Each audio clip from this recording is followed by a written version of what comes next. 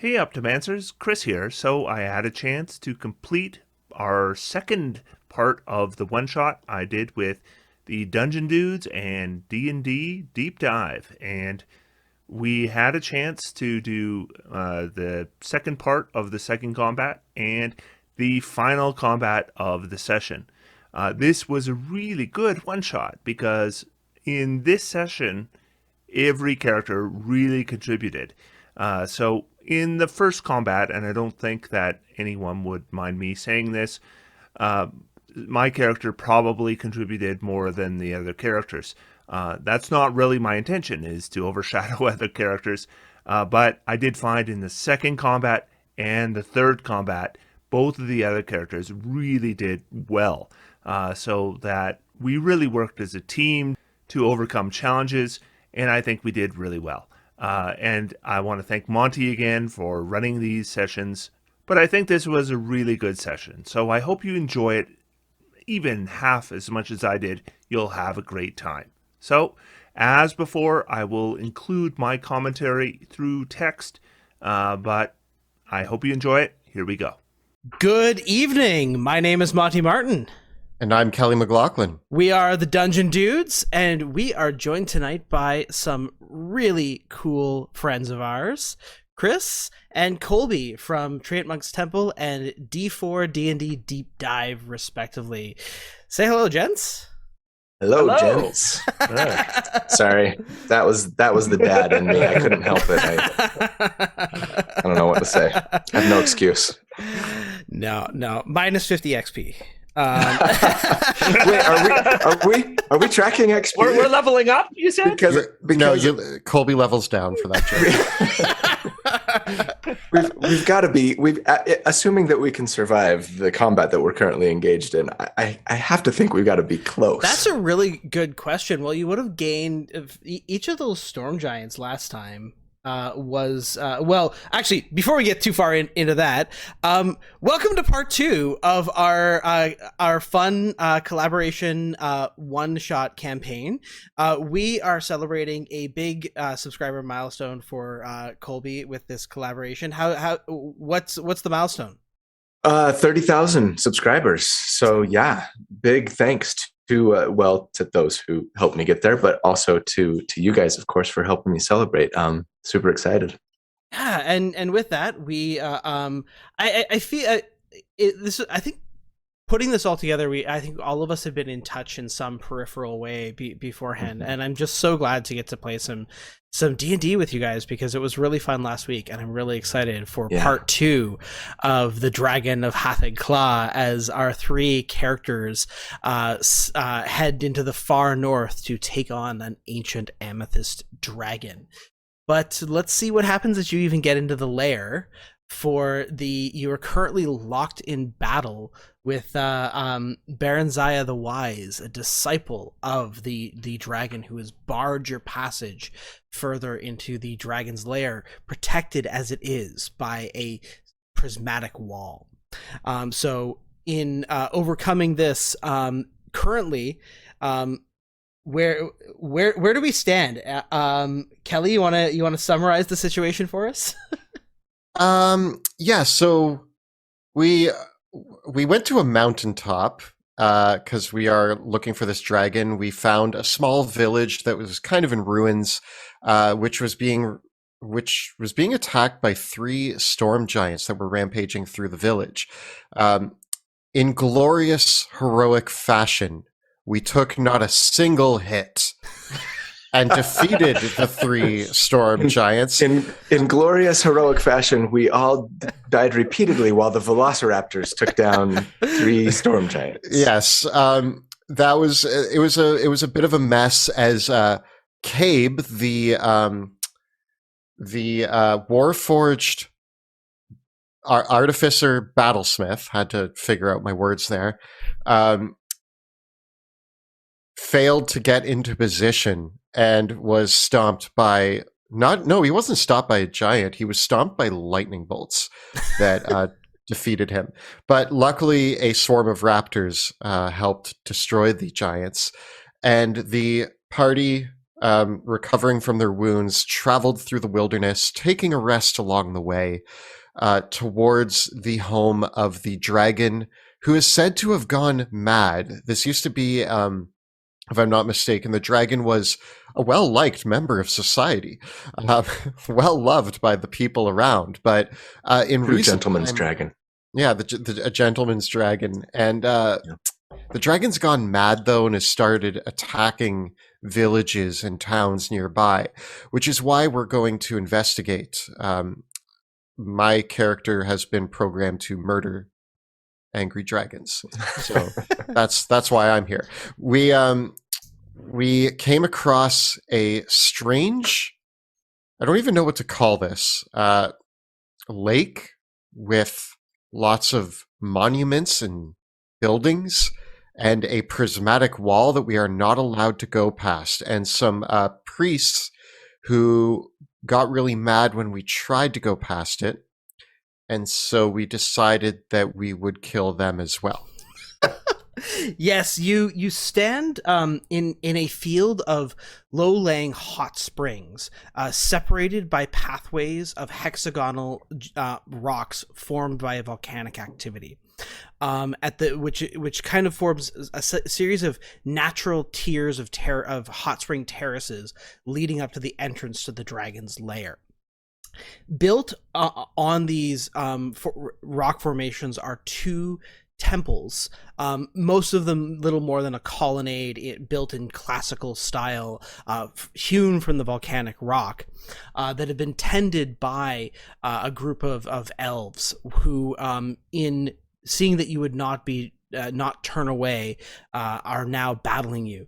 The leader of the group, known as Baron Zaya the Wise, has opened up a gateway to the far realm, which now threatens to spill forth with some squirming, multi-eyed, floating creatures.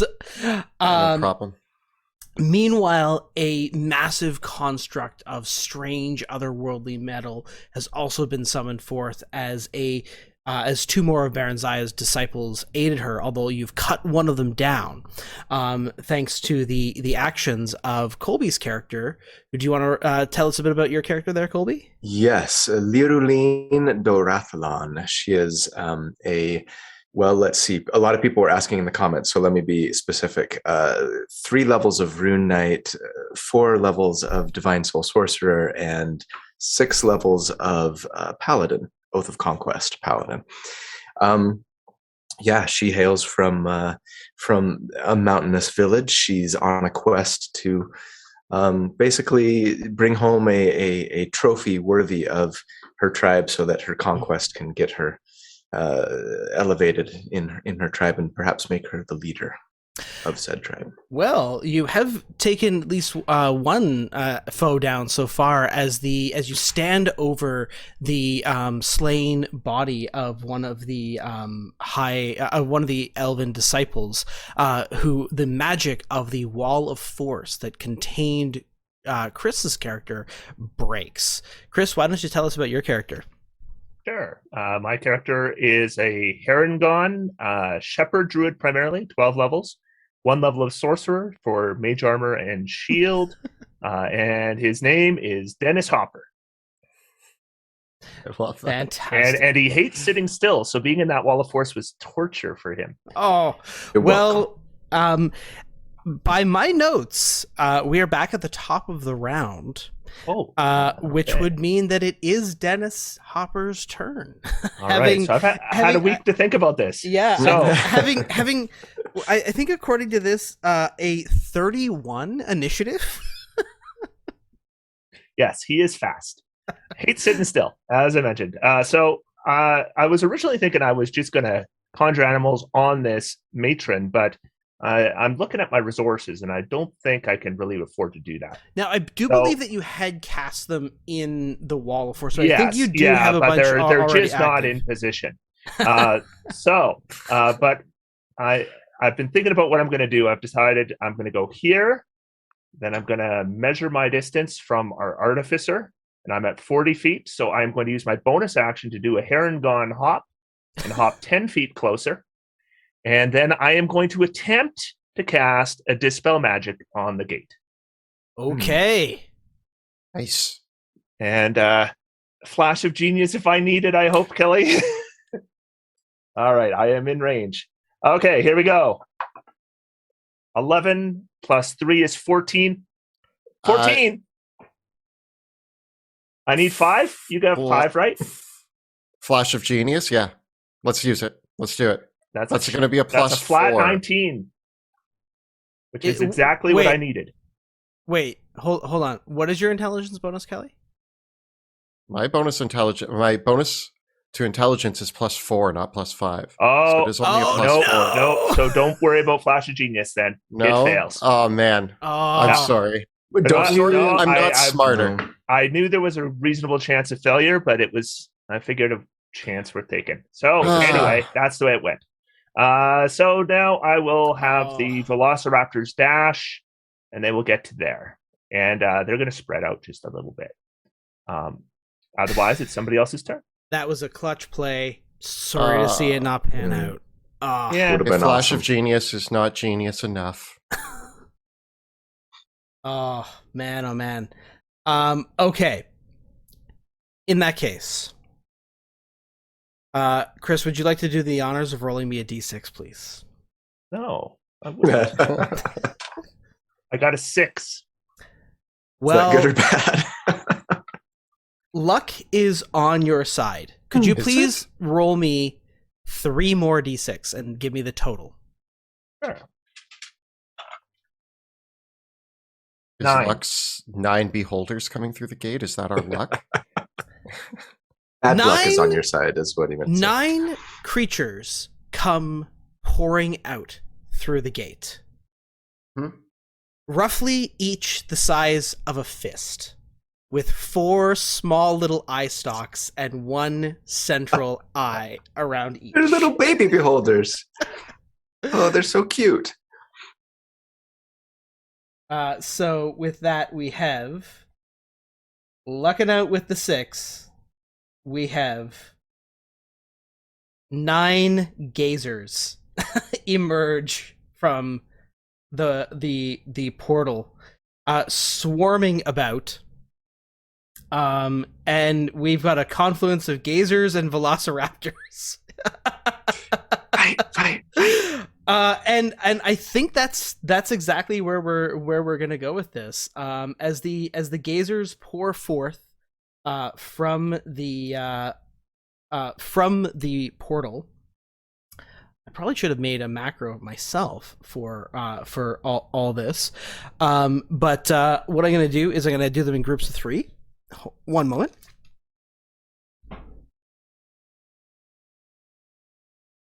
No problem. We can handle this. Hope so. Of all the things, I put my dice tray out of reach. I totally forgot my dice. You never need dice, though, right? Did you? I forgot my dice today. I have to use Roll20, D&D Beyond. Everybody's forgetting dice. I know. It's not like they're important to play the game, though. It's fun. For shame. Indeed. So the gazers are going to fire their frost ray and their telekinetic rays this round. And what I will do is I will have each one of my gazers fire at one of the velociraptors. Love this image. They're like right around the gate anyway, and they're coming out, and just like, and they just start shooting at the velociraptors. So what I'll have you do there for me, Chris, is I will actually need saving throws for the velociraptors. Okay. I'll need both dexterity and strength saves, 9 of them in total. 9 dexterity saves, 9 strength saves. Yeah. Okay. All right. I'll probably just roll them.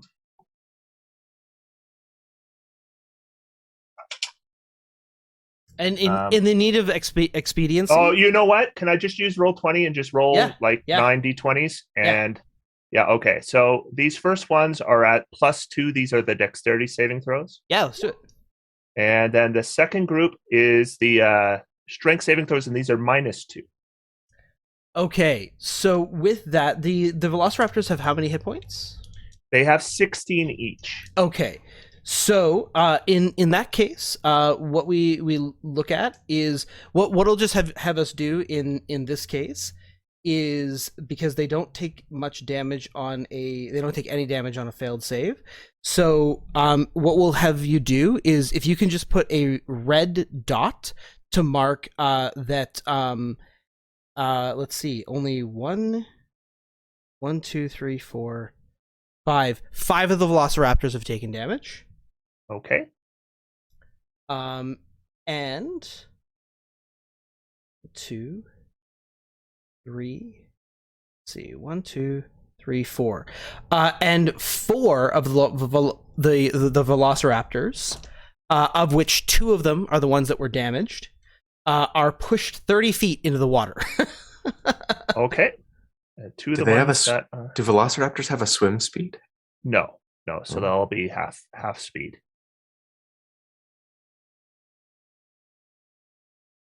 And it was 4, you said? 2 of them injured. Two of which are the injured ones. Yep. Got it. Okay. Done. Not too slow for managing that many non-player That was characters. impressive. That was impressive. Okay. Well, in this case, with those out of the way, Baron Zaya, it is her turn. She maintains her concentration on the gate, and is going to move her spiritual weapon. It's going to hover right up over to Lynn, and crash into Lynn, getting a 24 to hit. That hits. And I'm just going to eat it. All right. Running low on spell slots. That is going to be 12 points of force damage. Okay. From that. And then I think what we will do is, who do we have all in over there?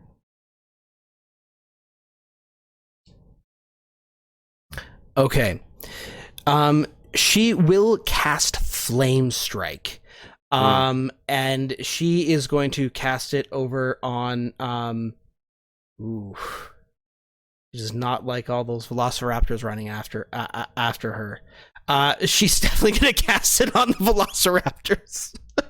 Because, yeah, I don't think she wants to get torn up by that many Velociraptors. She heard rumors of what happened at the Giants. Yeah. So I think that will hit all of them in the area of the spell. I don't know. Thank you, Gazers, for pushing 4 of them into the water. Yeah, thanks, Gazers. Well, I mean, they're not smart. They don't really have they're not under her control. They're just coming through, right? Yeah. So she doesn't have that level of coordination with them. So the damage on the flame strike, it will be, we can make saving throws, but I'll just roll the damage first to see if it's even worth. Yeah, if it's 32 or higher, there's no point. We got 14. Actually, it might not be. Might be worth rolling it in this case, because I have got, I've got 28 damage. Okay. All right. So I have still got 12 in that group. The damaged ones, I assume, are just going to die. So I'm just going to remove them. And that's going to leave 9 in that group. And that's a dexterity save. Is that correct? Correct. Okay. So these will all be at +2. So I'm I'm guessing 2 of them succeeded. Perhaps none of them. Actually, none of them. Yeah, it's save Okay. DC 19. All right. They all get blasted. Yeah. Whew. And with that, she will, she's gonna move over here. Come back. Or actually, over here. Yeah. Ugh. Great. Cabe, it is your turn. You had to move 95 feet away from me, didn't you? Okay. You can take an Can opportunity we attack. kill It this won't hit you. mage? Well, I'm going to. I was going to do something very different on my turn, but with all those raptors gone, I really want to get rid of this gate, or at least set up a situation where we can get rid of the gate. Monty, may I shimmy around the spider to? Is that closer? Yes, to there. Yeah. All right. I shimmy around the spider, and I'm going to use another instance of my vortex warp on our friend the mage over here.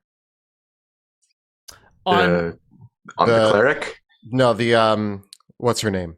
The one who just killed everything. on Baron's Baron's yeah, Okay. Baron's Yeah. Okay, so I got to make a con save.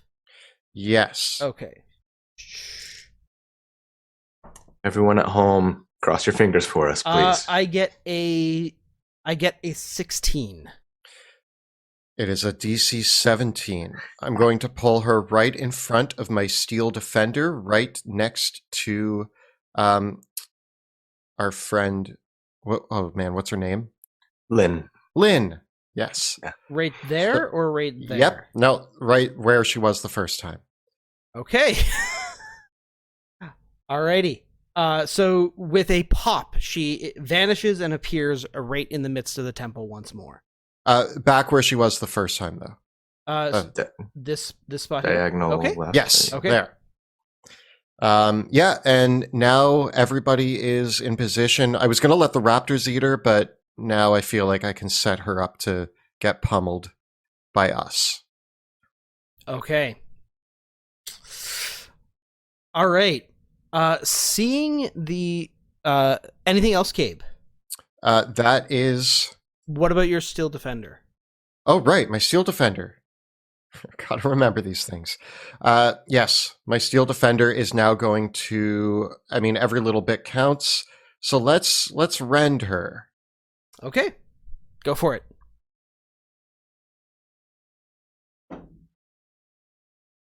It's going to be. Is that enough? That is going to be.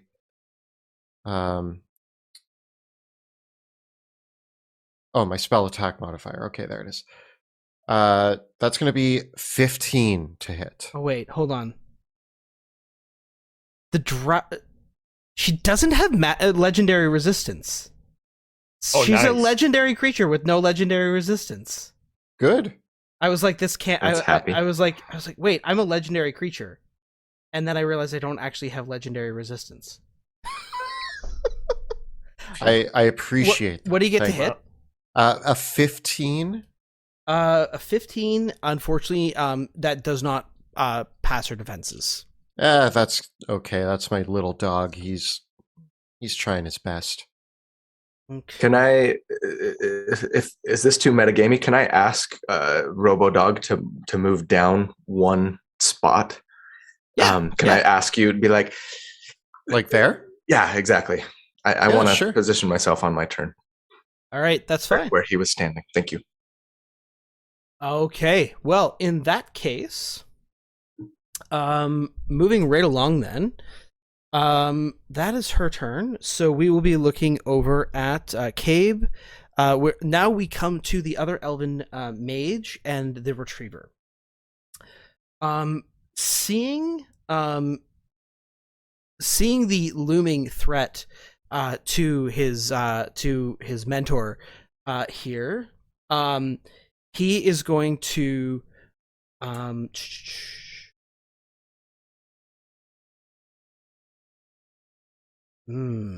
it's tricky. Okay. My mage is going to move how can I do this? You guys have them nicely surrounded. Yep, he's going to move up and cast Dimension Door. What? That's not a surprise. That's upsetting. Question is to where? And I'm going to grab them both, and they are going to Anybody have a Jeez. counterspell? pop Oh, they're so far away. all the way over to the Oh, other no. side. Are we an optimized party without counterspell? Is that what we Oh. are? Optimized there's- party might be a stretch, but yes. That hurts me. That Well, shatters I my think it whole hurts playbook. Colby because Colby was planning to get Yeah. X-22 going, right? Yes. Yeah. It's all right. And following that quick escape, the retriever will come up and launch its attacks on Colby. You're so mean. Hopefully, one of them with disadvantage, a la RoboDog. Yeah, RoboDog will give disadvantage to one of those attacks. Okay, so I'll and let's just see if my paralyzing beam recharges. It does not. Phew. So I make 2 4-leg attacks, one with disadvantage, which turns a 19 into a 15, so a total of 26 to hit. 26 hits. It'll be 15 slashing damage. Okay. The second attack though is only a 17. That'll miss. Okay. And it will fire its force beam at you. I'm looking for a dexterity saving throw versus 27 more force damage. Okay. That is a 24. Okay, that is no damage. Or sorry, half Sweet. damage, so 13. 13 damage. Got it.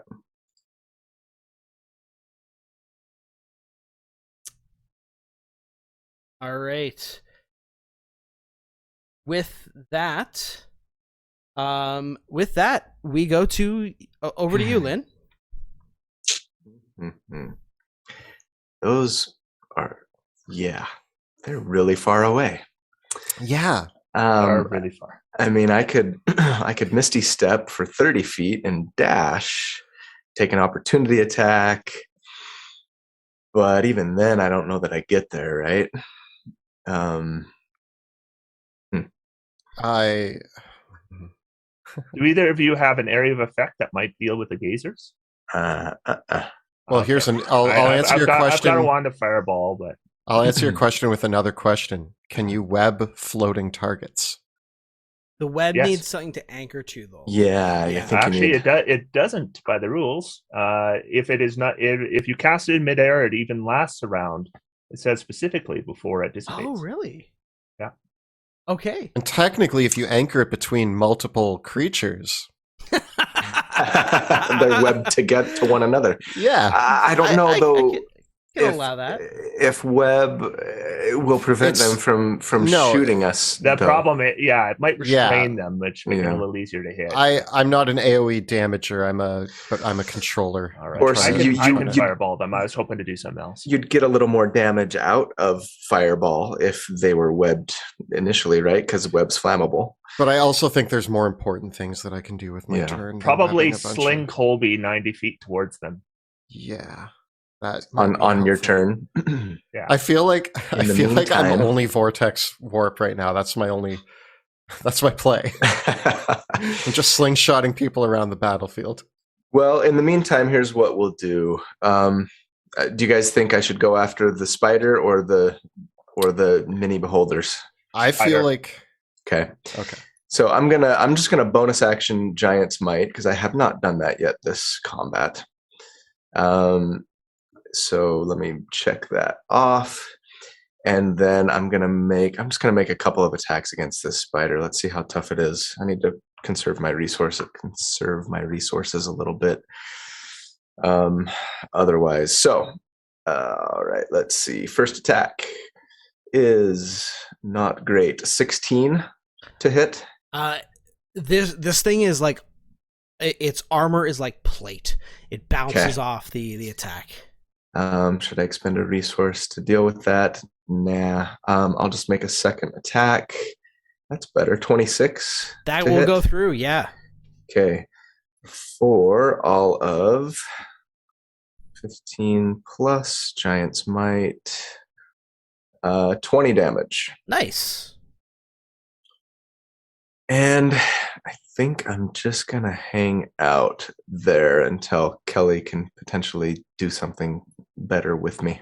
All right. Dennis, Yeah, we are cool. over to you.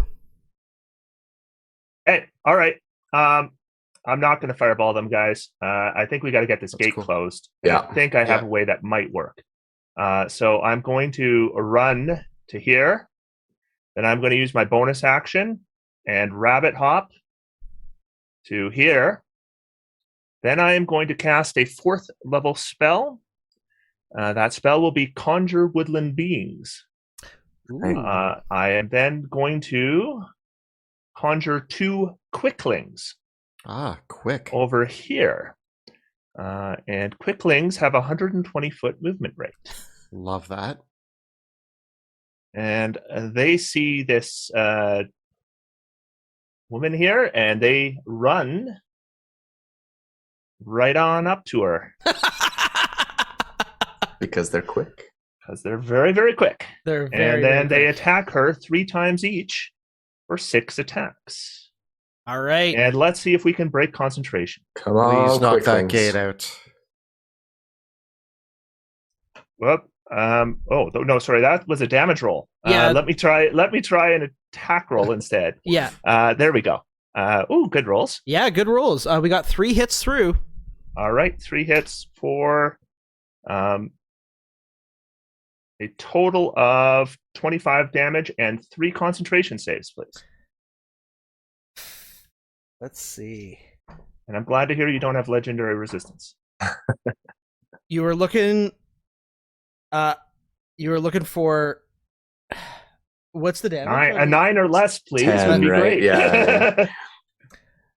Well, I with a +9 on my con save. It's pointless. And a natural. Okay. I got a natural 1, but I don't know if it does that still. No. Natural ones aren't auto fails on saves at your table. Only on attacks.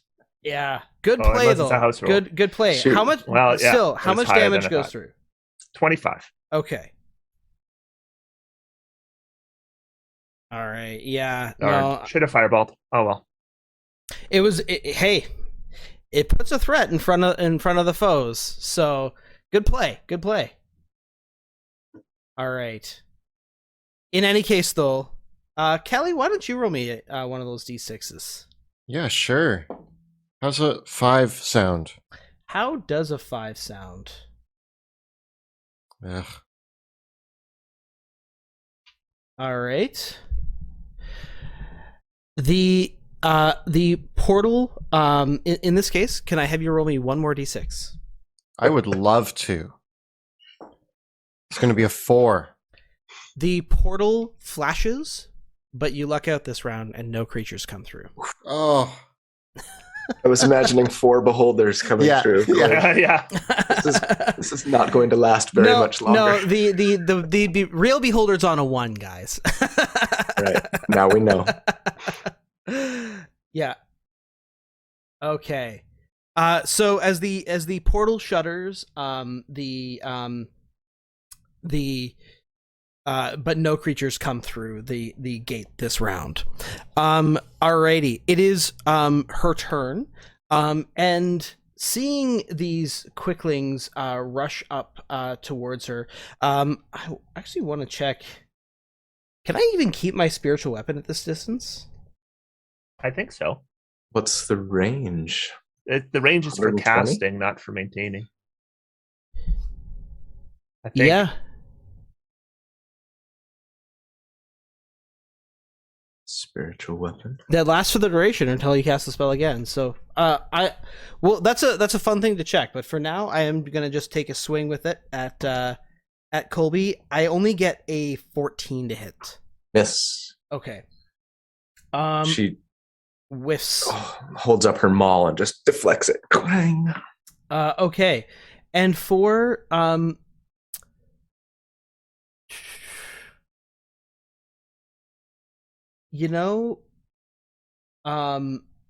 okay.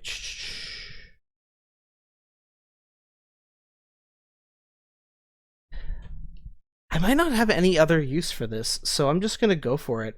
She's gonna cast Divine Word, and the quicklings need to make Charisma saving throws. Oh no. Are they charming? No. They have. They probably can't succeed if the DC is the DC 18 or higher.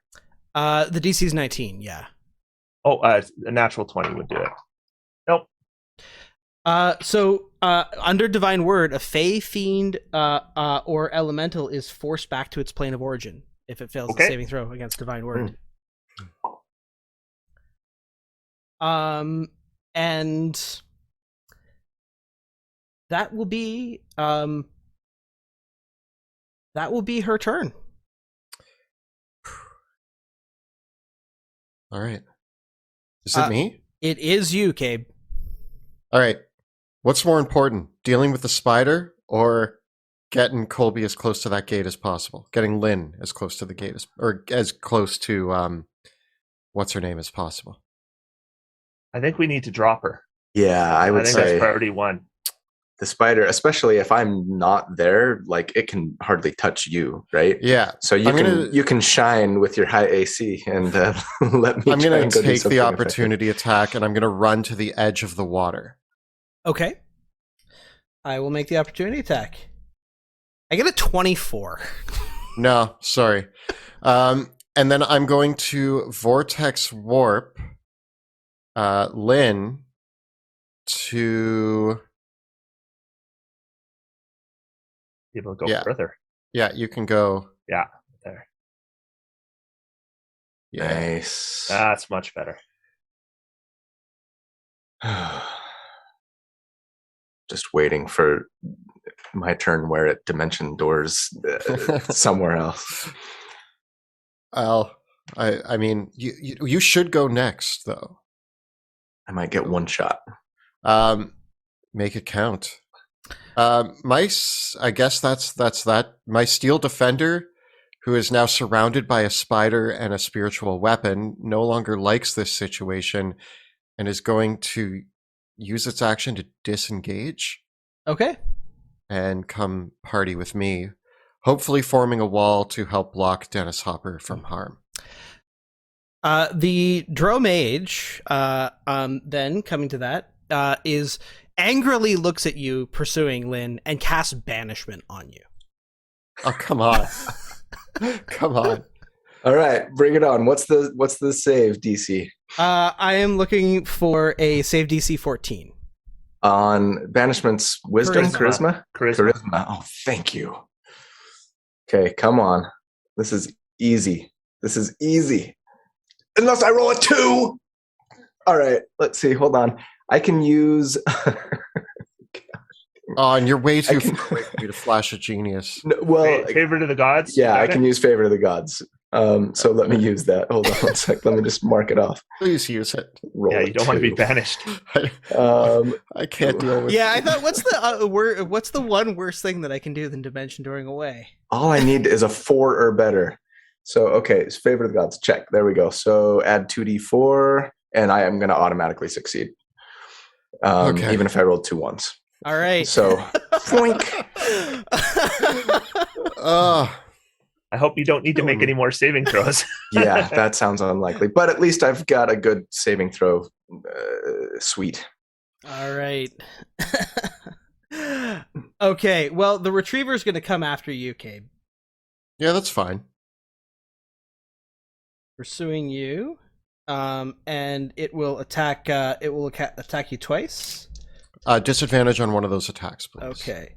But its paralytic beam does recharge. I hate that. The first attack turns a crit into a 16. Yeah, and too bad. The second attack is a 25. I cast shield. All right. Well, give me a saving throw against my paralytic beam. What flavor of saving throw would you like? need a Constitution saving throw, please. Oh, good.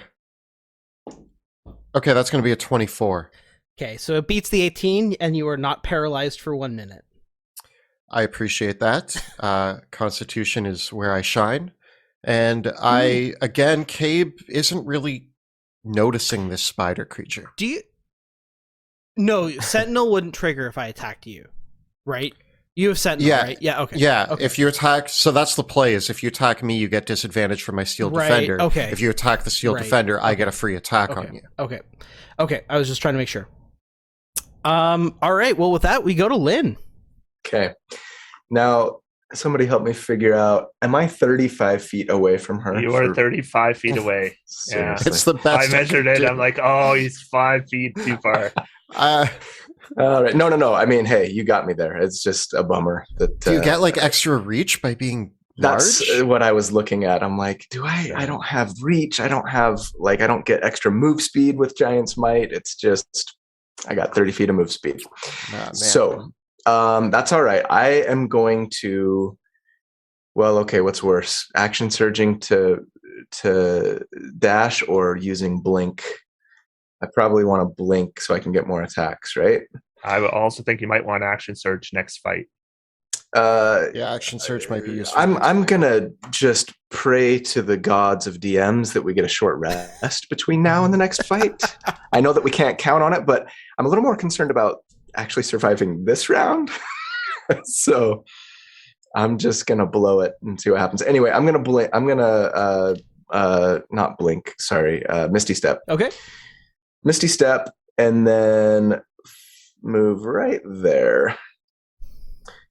And I'm just going to take some straight up attacks. All right. And we'll see what happens. So, Maul attack number 1 on, oh my gosh, with the 2s. Okay, so that's a 13 to hit. Unfortunately, I'm looking for 17s over here. Okay.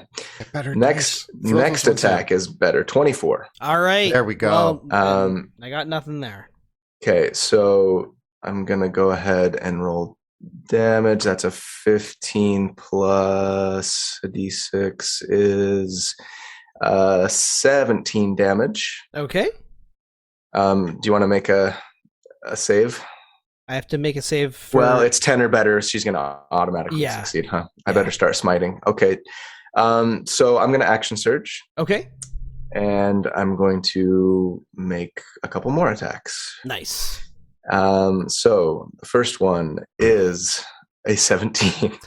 Bang on. And I'm a cleric, so I got nothing. I got no tricks. No shield spell. Yeah. Sweet. Okay, I'm going to go ahead and blow. I know I only want to do this on a crit typically, and I'm running low on resources, but I feel like we got to kill her. So I'm going to blow a 2nd level spell slot. Okay. And smite for an extra 3d8 on top of the damage, which I will get to you momentarily. Okay, so that is 13 plus 3 is 16 plus 2d8. Where's my d8s? So that's a total of 22 damage. Okay. No, sorry, one more d8. I apologize. I was a 2nd level spell slot. So there we go. 29. 29 damage. Okay. Mm-hmm. So that actually takes it up to a 15 DC. Yeah. So roll, please. I rolled a 3 on the die. Yes. Okay, so concentration the gate is goes broken. down. Yep, the gate goes down. Okay, and then I'll just make one final attack here. And it is a 30 to hit. Oh, I almost crit. So close. Oh geez. 2 1s plus a d6. So that's 8 plus. So 13 damage on that Alrighty. final attack. That all leaves her bloodied. Okay. Yep. Good. Yep. Great. There's bloodied on the 2nd attack, actually. Or the last attack, actually. Right. Yeah. The second attack that hit. Okay.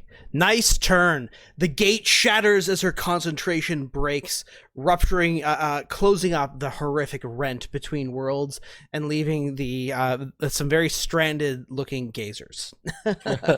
Speaking of very stranded-looking gazers, Yep, here it comes. Cabe, I guess let's see. I guess they're gonna fire all their rays at you because you're the closest one. I love that. I'm Um, excited. Tanks like getting attacked. It makes them feel good. I mean, I prefer getting attacked by weapons. against your armor Attack rolls, class. yeah. Yeah. so Maybe they pick up rocks with their eye stalks and like. So Yeah, that would be nice. They're going to fire. So 3 of them are going to fire their fear rays and telekinetic rays at you. Okay. Actually, 6 of them are going to fire telekinetic rays at you. All of them are going to fire their telekinetic rays at you, and you're going to get hit by 3 frost rays, 3 fear rays, 6 frost rays. So I need wisdom, dexterity, and strength saving throws from you. So I need. Okay, let me just write this down. Remember that you have advantage on those fear saves thanks to Hero's Feast, right? Right. So how many saves of each? I need 9 strength saves, and just count the failures for.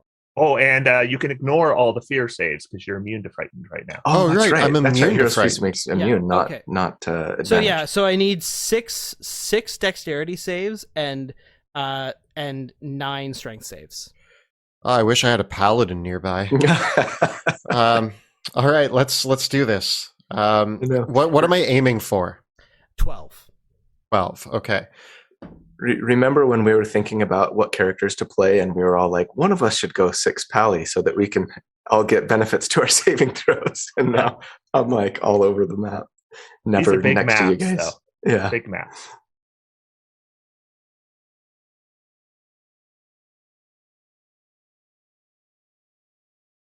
Oh, those last rolls didn't do me any favors. How many strength saves did you fail? 4 strength saves failed. Okay. And for dex saves, also looking for 12? Yeah.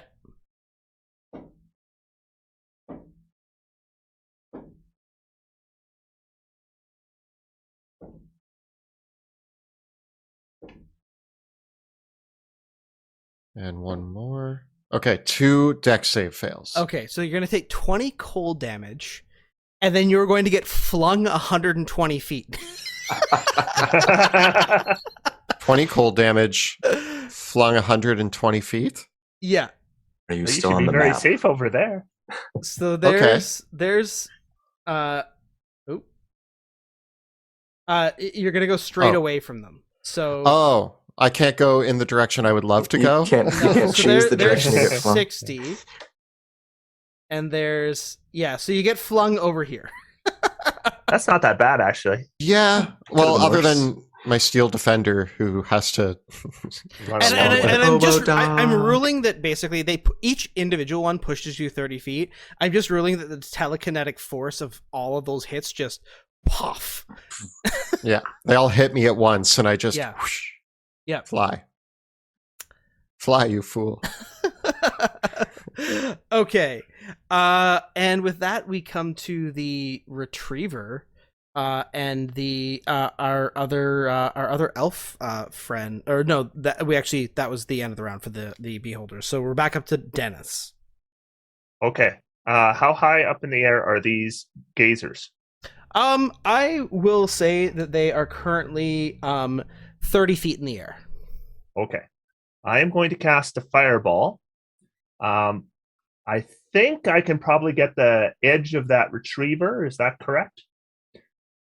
Without hitting the robot dog? I think you can, yeah. Yeah. Okay. So I will do that. Okay, so basically the beholders are saving or dying. It's 22 damage. Yeah. And Not a great roll. No, not the best roll, no. Let's see. So 1 dead, alive, dead, alive, dead. So 2 survive. Nice. And the far less intimidating. retriever, oh wow, it's neither immune nor resistant to fire damage. It only gets a 14. Okay, so 22 fire damage. And it does not I will have... then move Okay. here, and I will hop again. There. Okay. Cool. With that, we come back to our big boss lady. Well, with her concentration on divine word broken, she is going to reach out, and she's got nowhere for her spiritual weapon to go either.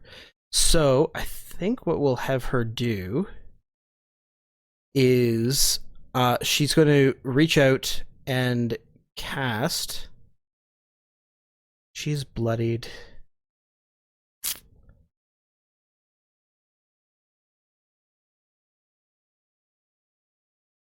Let's see. Colby, Yes. roll me a d6.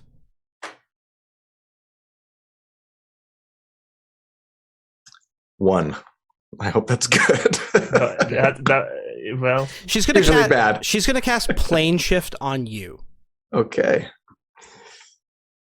Ah. Hmm. So I need a charisma saving throw. This time, I'm going to do better than a 2. Watch. What? a 3. I really got a 3. So You really did get a 3? I really did. I Okay. promised better I than can a 2. see it on my D&D So- Beyond. So I rolled 3, but I do have a plus 10, so that's a 13. I'm sure it's still not good enough. Not quite enough. Yeah, so she's gonna plane shift you to the far realm. Awesome. I'm just trying to think, is there anything that I have here that I could use to, like, Cloud Rune's not going to help me there. Divine, no. I don't have any, like, reaction spells that are going to help me. Yeah, I think I'm just gone. Poof. Yeah. Alrighty. See ya. Wow. That's not even concentration, is it? No. Like, he's just No. gone. Just gone. Until, how long does it last? Does it? What's Until the you duration? forever. Until you get back home. Okay. I don't think I have a spell that will allow that. So, Oh, What you if know we- what? You know what? You have one saving grace. what's that? I have to hit you with a melee spell attack. Okay. So, go ahead and do that. Or try to, I should say. Okay. I have a. I forgot that. This is when the DM needs to make sure he actually reads what his spells do, right? Yes, this Yeah. is awesome. Okay. Wait, if this goes through, is Colby just done? I get an 18. Okay. Now let me ask this. So my AC is a 19, so that's going to miss me. Uh-huh. But what I would like to do, if you will allow it, is use my Cloud Rune, because it tells me that once per short rest, when you or a creature you can see within 30 feet of you is hit by an attack roll. Oh, I have to get hit. I wanted it to hit. No, you So it didn't. misses. I did, because I could have redirected it. Man, I could have redirected it. epic. Oh, That would have at been the wizard. epic.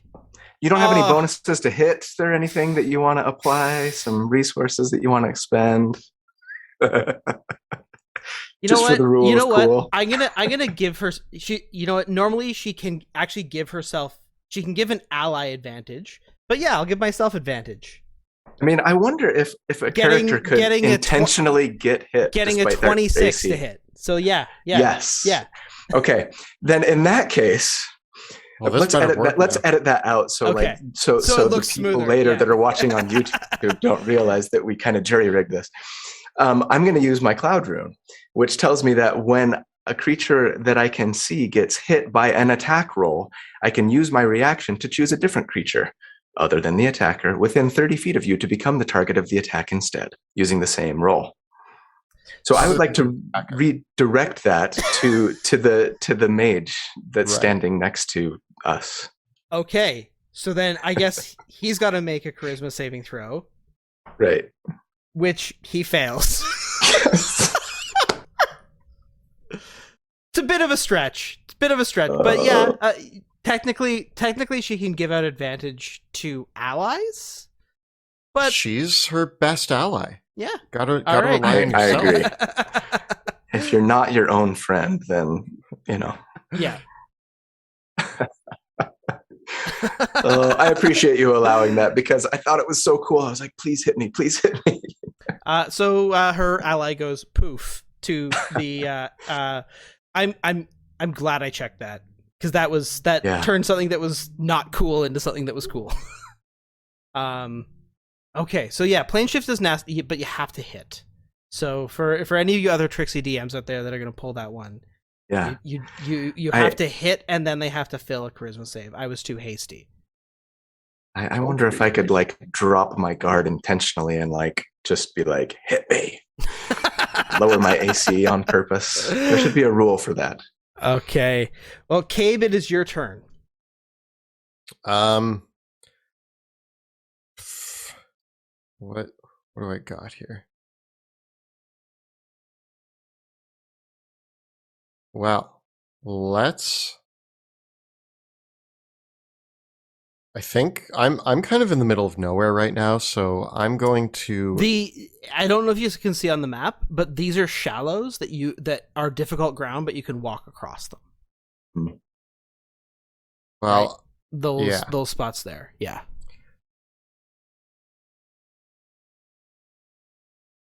Can I?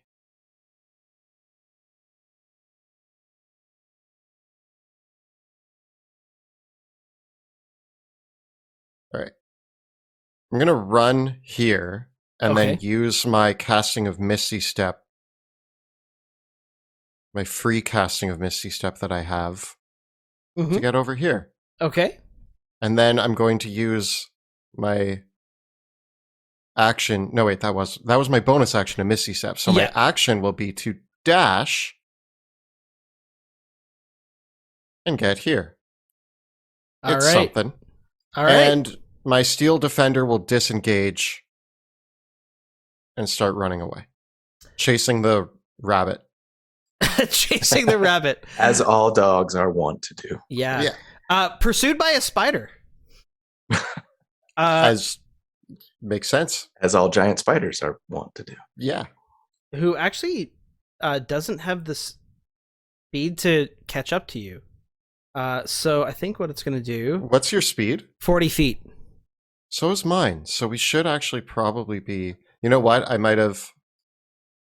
No, I have to skirt the difficult ground in a way that you don't. Because you're smaller. Right? Because you were there. Yeah, I can make it... Yeah, because I'm a large creature, right? Like I can't go across that because then I'm in slowed by the difficult ground, right?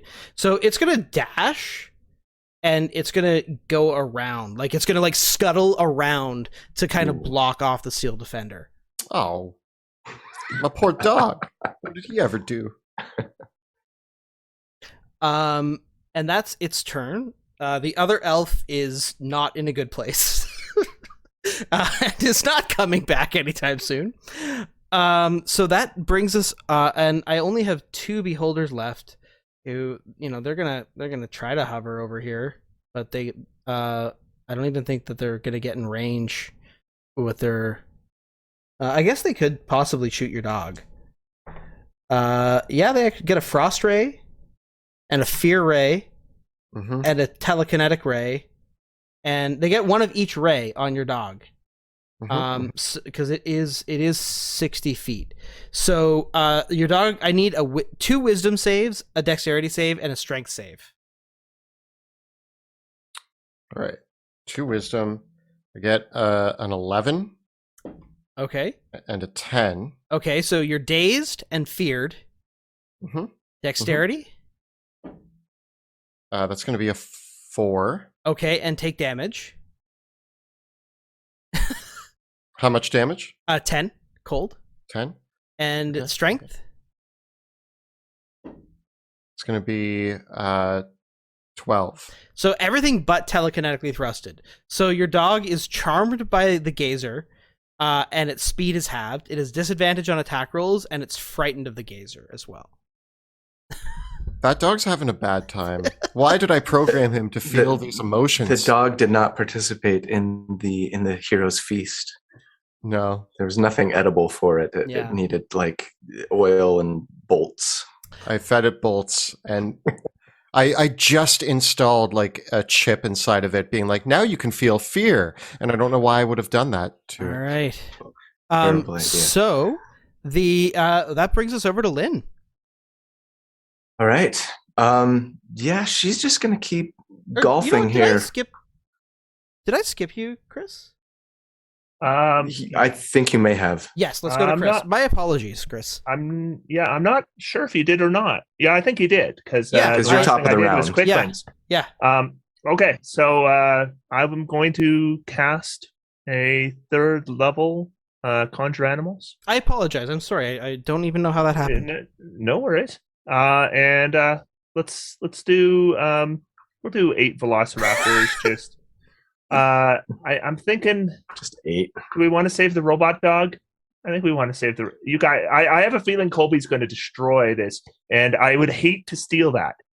So I think I'm going to go after the retriever and let Colby do his thing. I don't know. She might have another casting of banish You go- you to the nether realms. But did she go before you? Or No, you go before her? he's gonna get his turn. Yeah, I know. I think you can.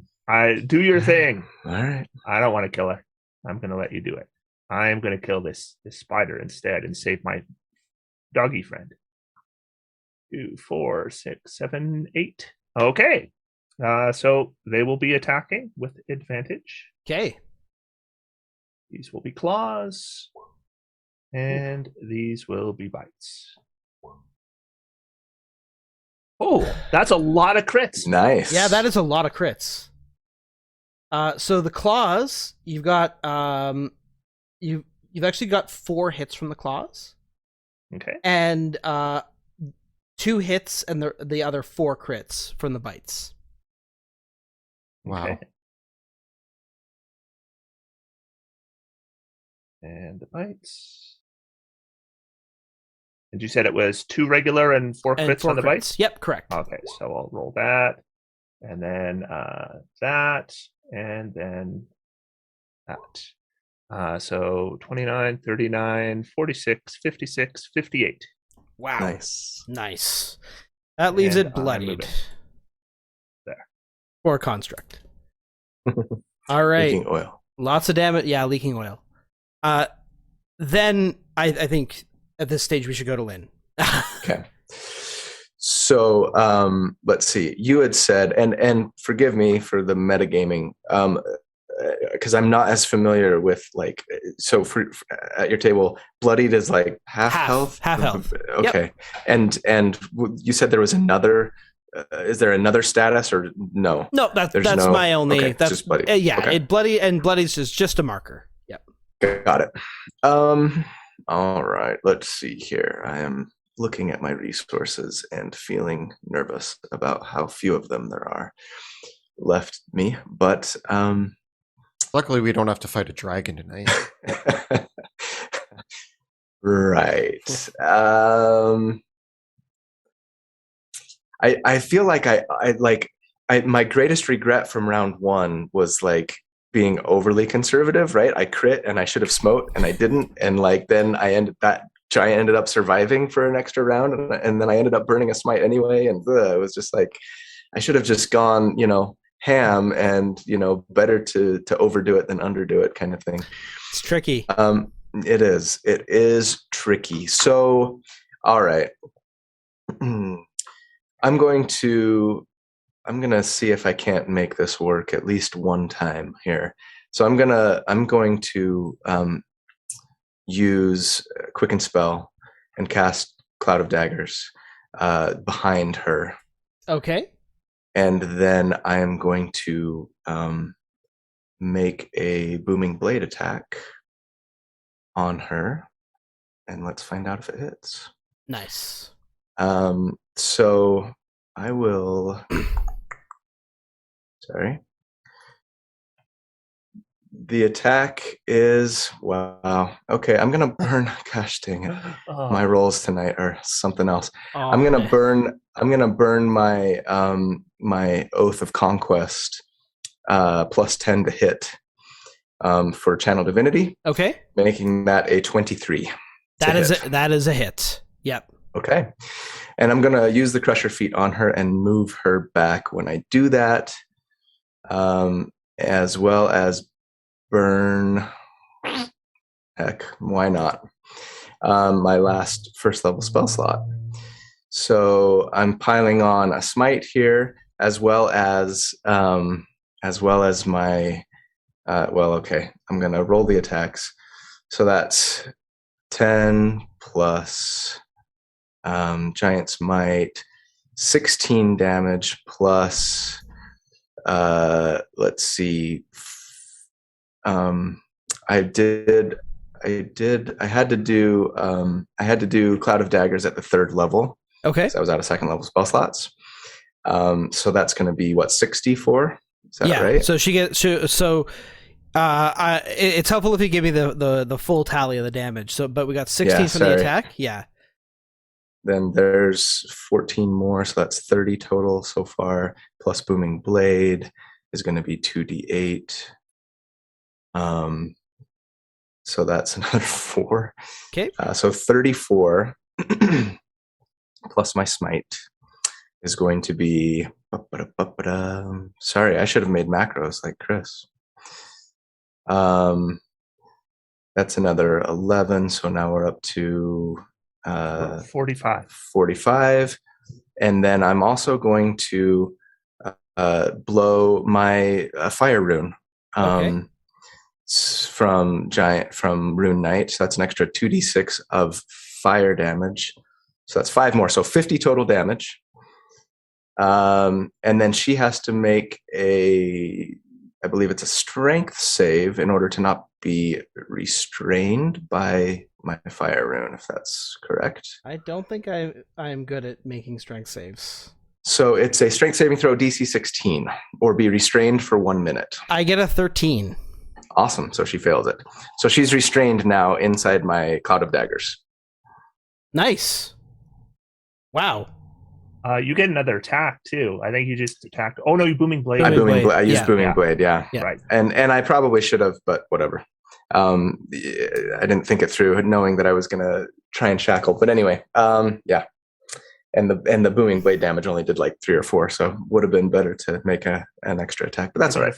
I got a feeling she's not going to enjoy getting the Cloud of Daggers damage at the start of her turn. Right. It's got to be close. And she will take 2d6 fire damage at the start of their turn as well from being shackled. Do I have any way out of this? When do I get to save against the restraint? So let's see. The target can repeat the saving throw at the end of each of its turns. Okay. Banishing the shackles on a success. Okay. So that's kind of my only hope for getting out. Okay.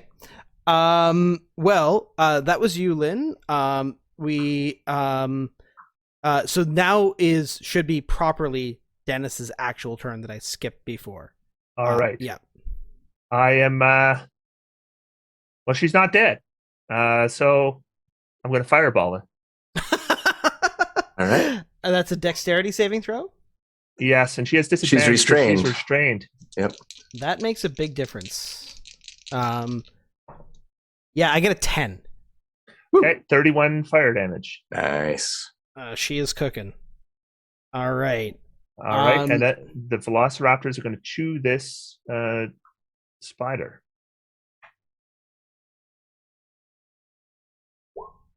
Claws and bites.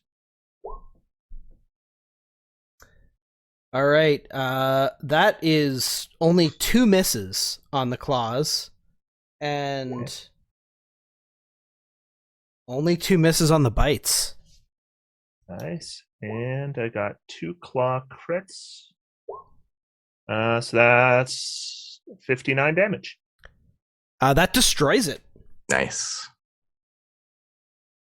The raptors rip apart the rent metal as it clangs to the ground, and the energy that summoned it to this plane dissipates, leaving behind just the finest smell of metallic dust and sulfur in the air. Cool. Nicely done. So it is her turn, so she's going to take damage from... I'm rolling that now. Yep. 64 plus 2d6 is 28 more damage. She fire and slashing. dies. Nice. You just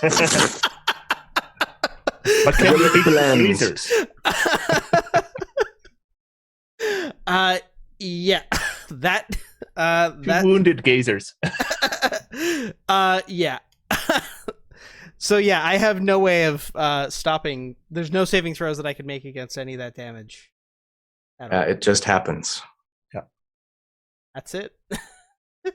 Sweet. I feel like my character worked for one round. As she is consumed in a vortex of burning daggers. That's an awful Yes. way to go. That's a great image. And I say, ¿Por qué no nos dejaras entrar? If you just would have let us enter, I could have, but you, never mind. Wow. So that's what you do. That's pretty cool. Abe just comes running up, huffing and puffing. I guess he doesn't have lungs, so Cabe comes running Right. up and is just like, "Oh, okay." Turns around and starts running back. Man, Oh wait, we still have those two little the two little gazers. Do the we- gazers. Do we need to run that? they're flying away. They're already like, well, Yeah. we're here now, so we might as well make the best of not being dead. They're going to And enjoy the find- hot springs. They're on Yeah. vacation. Yeah, they're Yeah. gonna find some weaker prey, some rats or something. Yeah. They can. Yeah. All right. Okay, now we got to figure out how Awesome. to down this wall. I would like to begin by not doing anything for 8 hours. I don't know if that's a possibility. Or maybe 1 hour. I know. I saved resources just so that I would have them for the final battle. Well, if you guys would like to take a short rest, we could certainly take a short rest of our own and come back in 15 minutes. 15 minutes later. And we are back from our short rest. Did you all restock on your consumables and regain your hit points? Yes. Before I started my short rest, I also summoned a familiar with one of my wild shapes, Okay, and I am summoning a raven this time. cool. And I take a few minutes before it goes in my backpack, and I'm teaching it a little trick that I will reveal soon. Ooh, all right. Well, I should just say I used all the rest of my hit dice and my oh geez, what's the fighter ability that starts with an S? And second wind Second win. to get myself back to full health. I just took out my toolkit and made some adjustments to some of the bolts, and I'm back to full health as well. okay. Your short rest complete, you still stand before the prismatic barrier and the two temples, one with a spherical orb in the shape of the earth itself, and the other with a statue of a dragon with prismatic gemstones for eyes. It's right. the dragon statue has its two hands its two claws out beside it as the dragon stands in a rampant pose. Now, we've had a week. Have either of you figured this puzzle out? Because I didn't. I mean, I still thought that it was as simple as taking the gems from the eyes and putting them into the north and south pole. Well, it of does the seem globe. like the divots on the globe would be for those eyes. Right. But the question is, how do we get the eyes out? Oh, I have tools for that. Do you Well, want to try give it a chipping try. them away? I'm gonna let Kelly, or I shouldn't say Cabe. Kelly. I'm gonna let Cabe be the one to try chipping them away. I'm gonna stand 10 feet away from him, but as far away otherwise as I can get from the statue. Okay. Cabe walks over to the statue and pulls out a pack that he unfurls. Inside is carpenter's tools, mason's tools, smith's tools, thieves' tools, tinker's tools, and woodcarver's tools. Nice. Okay. He has an array of options, and he is going to examine the eyes of these statues with his various tools in hopes of, before trying to pry out the gems, trying to detect if there is perhaps a trap involved. Okay. I will cast guidance on you as you Oh, thank strive you. to make that detection. Give me an investigation check. Guidance adds a D4. D4. For some reason, every time I want to imagine its advantage, but it's not. And Lynn just says, "Be careful, kid. I give the blessings of Gorm. I am Couldn't remember my always last careful. I have perfect precision. Oh boy, that wasn't perfect precision at all. That's that's gonna be a 12. Okay. As you examine the statue, the first thing that becomes immediately apparent is that the gemstones in the eyes are set within a setting not unlike what you would see in a gemstone set in a ring. So there's a very clear setting with clasps. In all, there are 5 sort of little clasps that are holding the gem in place around the eyes.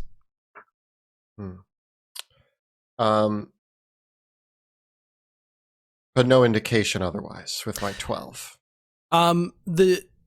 Examining them closely, the clasps appear to be articulated. So there are small hinges on them. They are made to release. Yeah. I really do think we're supposed to put our hands in the hands of this dragon, so I'm going to try it. You know what? Instead of standing facing the dragon with both your hands in, what if each of us stand on either side of the dragon so we're not in front of its eyes, and we each clasp a hand? It's worth a try. Just in case it shoots something out of its eyes, well, won't if it be shoots standing something there. out of its eyes, then I'll take some damage, right? And then Well, have not to if deal we're with it. standing on either side. Yeah. Well, we could try that. I'm okay with trying that. Sure. Okay. Lynn will still be within 10 feet of them, but otherwise as far away as I can get. Yes. I go on the dragon's right, Okay. I guess, and I put my hand in its right hand. And I Do you do put the other your hand. right hand or your left hand in its... Okay, I will put my left hand in its right hand. Okay. and I will put my right hand in its left hand. Wait, yeah, whatever. So it would be the same hands as if we had done this. Okay. Yeah. Right. That's how we do Yeah. it. Okay. As you place your hands in the dragon's claws, the claws begin to slowly close around your hands, holding them in a vice-like grip. And as it does so, its mouth opens up. From the mouth, and you can see that there's a click as the gems are released, but they're still held there by the snout of the dragon. As the hands close around your hands, you can feel they're holding you steady in place. No, we're on either side. We're not in the middle. Yes. And but fortunately now it's trapping 2 of us instead of just 1. Yes. So it has the two of you trapped, fortunately, and then at this point, a lightning bolt erupts from the dragon's mouth. Because of your positioning, not only normally the way this trap works is that if you are right in front of it and holding there, you are restrained, and I would give you disadvantage on your saving throw. But because of your clever positioning, I'm going to give you both advantage on your dexterity saving throws against the lightning bolt. And you're nearby, Lynn. Yeah. Yeah, I would say that Yeah. Not to metagame it too much, but in my mind, I'm thinking the best way to be sort of within 10 feet of these two, but as far away as possible would be to like be behind it, right? Okay. Because then Okay. I could be kind of in the will middle. be generous in this case. If you succeed your saving, as the eruption of lightning comes out, you can both give me saving throws. You're +5, Colby, is that correct? Yes. Mhm. So I'm at 24. Okay. 23. Both of you take no damage in this case. You're both able to move out of the way. As the dragon's mouth closes, it continues to hold onto your hands, and you see it gathering energy once more for another attack. Can Then Lynn try grab the and gems. scramble up and grab the gems out? Have they been released? Yes, you're able to grab Okay. the gem. You pull the gems out, and have them in hand. Awesome. We did it. Good thinking, Kate. You've got Are our hands still held? Yes, your hands are still held. How about a couple vortex warps there? Well, I'm also okay. Before I blow those, Lynn, grab 2 small rocks and jam them into the eye sockets. Good idea. She'll scramble down and see if I can find some pebbles or something to that would be equivalent size. Okay. Give me an investigation check. Okay. Can I cast guidance on myself? That would be, we're actually in a pseudo action, initiative so order. it's- So okay. yeah. Okay. So sorry, investigation you said? Correct. Yeah. Not my strong I suit. will cast guidance on you. Okay. I also have guidance, so yeah, okay. Okay. Probably not going to help with that roll, but man, I am not rolling well tonight. That's a 9. You search around the ground, and I'm going to say that here I'll give you a choice. You can move away from your allies, so they're not in range of your aura, Mm-hmm. and roll again with advantage because you're Okay. looking around in the rubble, but you suspect that around the rocky area there might be some more possible candidates. But the dragon is going to fire another breath weapon. Okay. I'm. I don't suppose I could get a vortex warp, Kelly.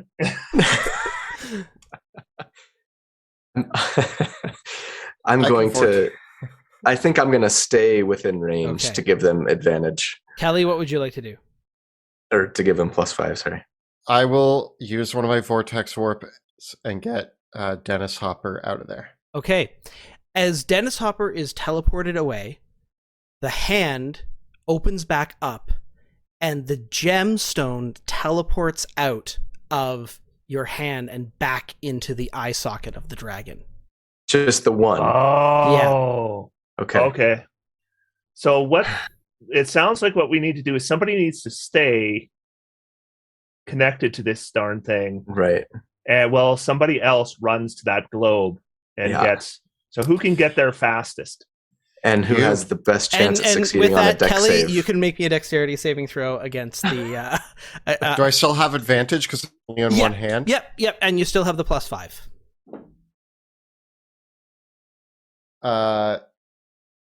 That's going to be 24. Okay, you don't take any damage from the blast of flame that erupts from the dragon in this case. Oh. Okay.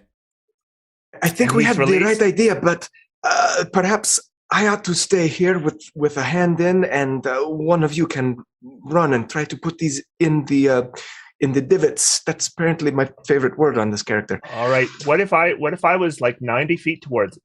No, I've got to actually get the gems in the first place. Hmm. Do you have any movement tricks there, Kelly? My steel defender can run 40 with you on its back. Now, Oh, what size creature yeah. are you? I am small size. There you go. So a potentially little better. my steel defender could run 40 and But- then you can And dash. the hop. in fact, it could dash and move 80. Yes. Okay, that's going to get me a long ways. All right, let's give that a go. You might end up taking 2 of these things before I get those. I We'll- hope this we'll works. be okay. I'll be fine. I'll Okay. be fine. We'll be fine. So what are you gonna do? So Okay. so Lynn will walk over and take the position that that Dennis was Okay. in Okay, previously. And then what Dennis takes is the going to be gems. doing, he's waiting for the gems. Okay. And that looks bad. He's waiting for the gems, and he grabs them and hops on the steel defender, and lets the steel defender dash towards the other Okay. platform. So with the steel defender, it dashes towards the other platform. And Cabe and Lynn, do you want to do anything else with your turns as the dragon's mouth begins to open to send and the energy gathers? It looks like a blast of cold is coming your way. Oh, good. That's going to be a con save, right? I don't know if it is, but regardless, I think Lynn's just going to be like bracing for impact. Are you not good with con?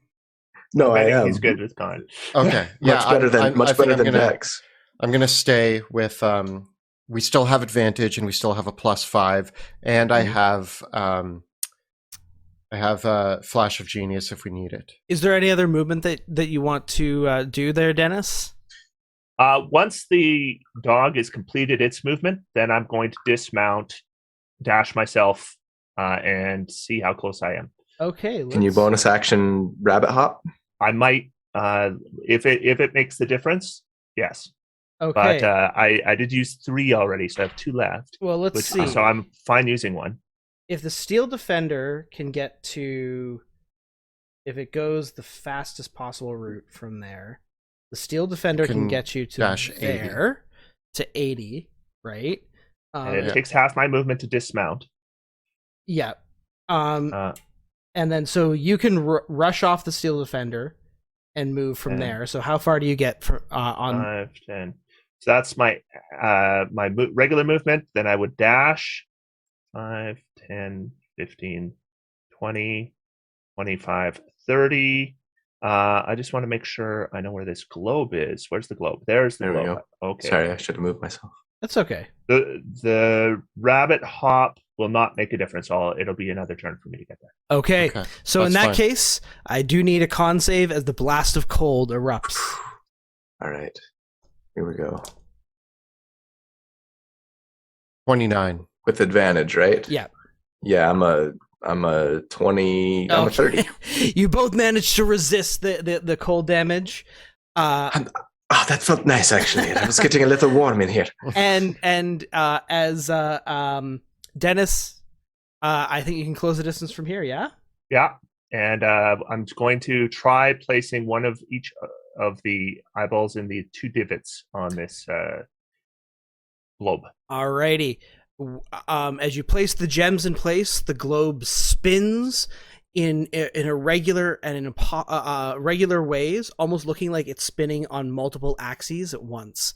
And with a flash, it disappears, and so does the prismatic barrier. Woo! Are we still? Yeah. Now, a vice, next like, question. grip? Look back at my party members.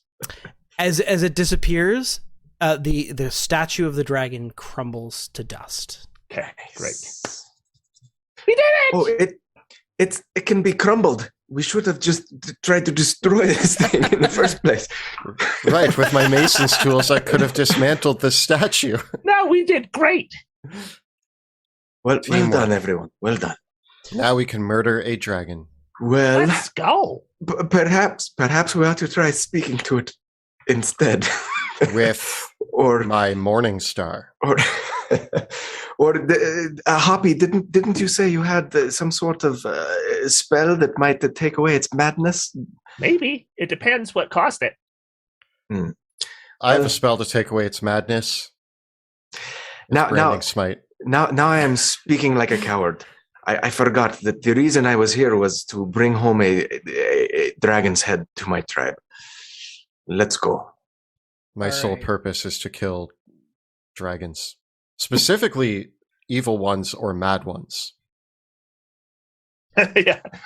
My purpose is defeating mad dragons. Okay. It was a very specific purpose. That's dwarves. That's a narrow purpose. Here we go.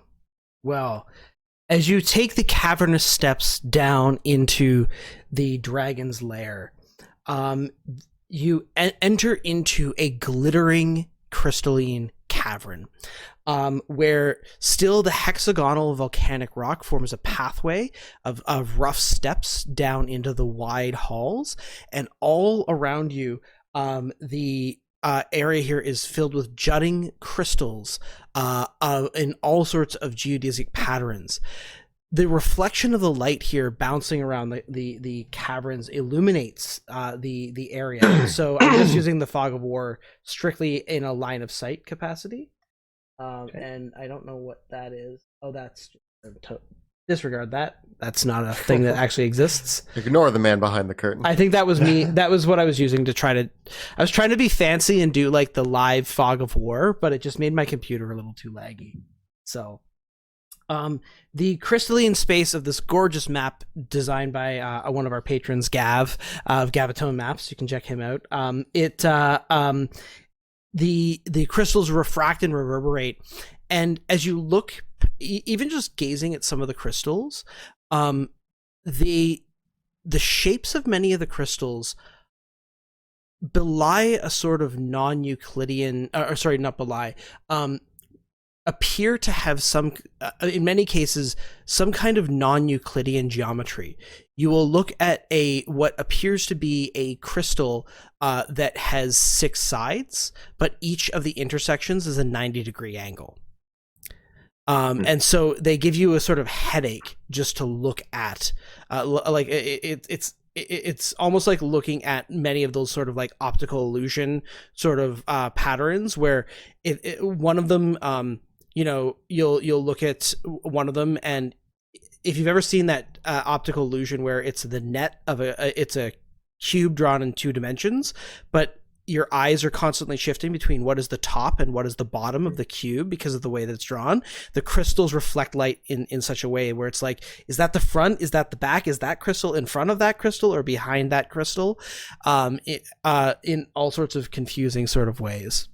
Oh no, this is worse than the 2. I have a you're gonna have to game make that does this if you play on a grid. Nice. That's a good. I should give you inspiration for that comment. However, as you can see, as you look around, the cave down here is humid. It is almost unlike the kind of the air outside, which was cold. The air in here is warm, almost as if you are feeling the hot breath of a massive creature breathing against your neck, or standing in the mouth of a massive creature. There is, and you can see that kind of writhing around the crystals in many places are fleshy tendrils of a purplish red hue, some of them pulsating gently as they slowly make their way around the crystals. Ew. As you come down the hall, where I deleted that token, there is the body of what appears to be a humanoid garbed in the same robes as the elves outside. However, its flesh is emaciated and spindly, and its head has exploded. As you look to where the corpse is, there is a strange, fleshy, perhaps beard, or long, spindly, kind of fleshy sponsons that are growing down from Almost the like lower part of tentacles? its jaw. Yeah, almost like tentacles, but the entire top of its head has exploded, leaving just a gaping, empty cranium. Do not know All what right. that is, but it is disgusting. I believe this person is dead. And they're not a dragon, so we still have work to do. But something tells me that obviously we may be up against something more than just a dragon. All dragon of these that fleshy explodes things. heads. Or Yes, well, it looks. Maybe this isn't madness. Maybe something has affected the dragon. That sort of like through that gate. Remember Right. that gate? right. Earlier, we had the thing that we were trying to resist, and it felt like it was trying to take over our mind. Obviously, this may be what would happen had we not resisted. And perhaps it's what happened to the dragon. Well, then we may have to kill it. Might be a Oh, blessing to it if we do it. excellent. Release it from whatever torture it's suffering. Yeah, if that happened to me, I wouldn't want to be around. Mm. You hear echoing down the caves a low rumbling, like the sound of a massive creature exhaling, and then carried on the air, echoing down the hall, is an echo, like the it's like the high-pitched whinnying of a horse or the call of a strange bird, like a whoop, oh, oh, and they echo from the northern directions. I do not recognize this bird call. Hmm. I'm thinking we should maybe go quietly. What do you think? I Let's.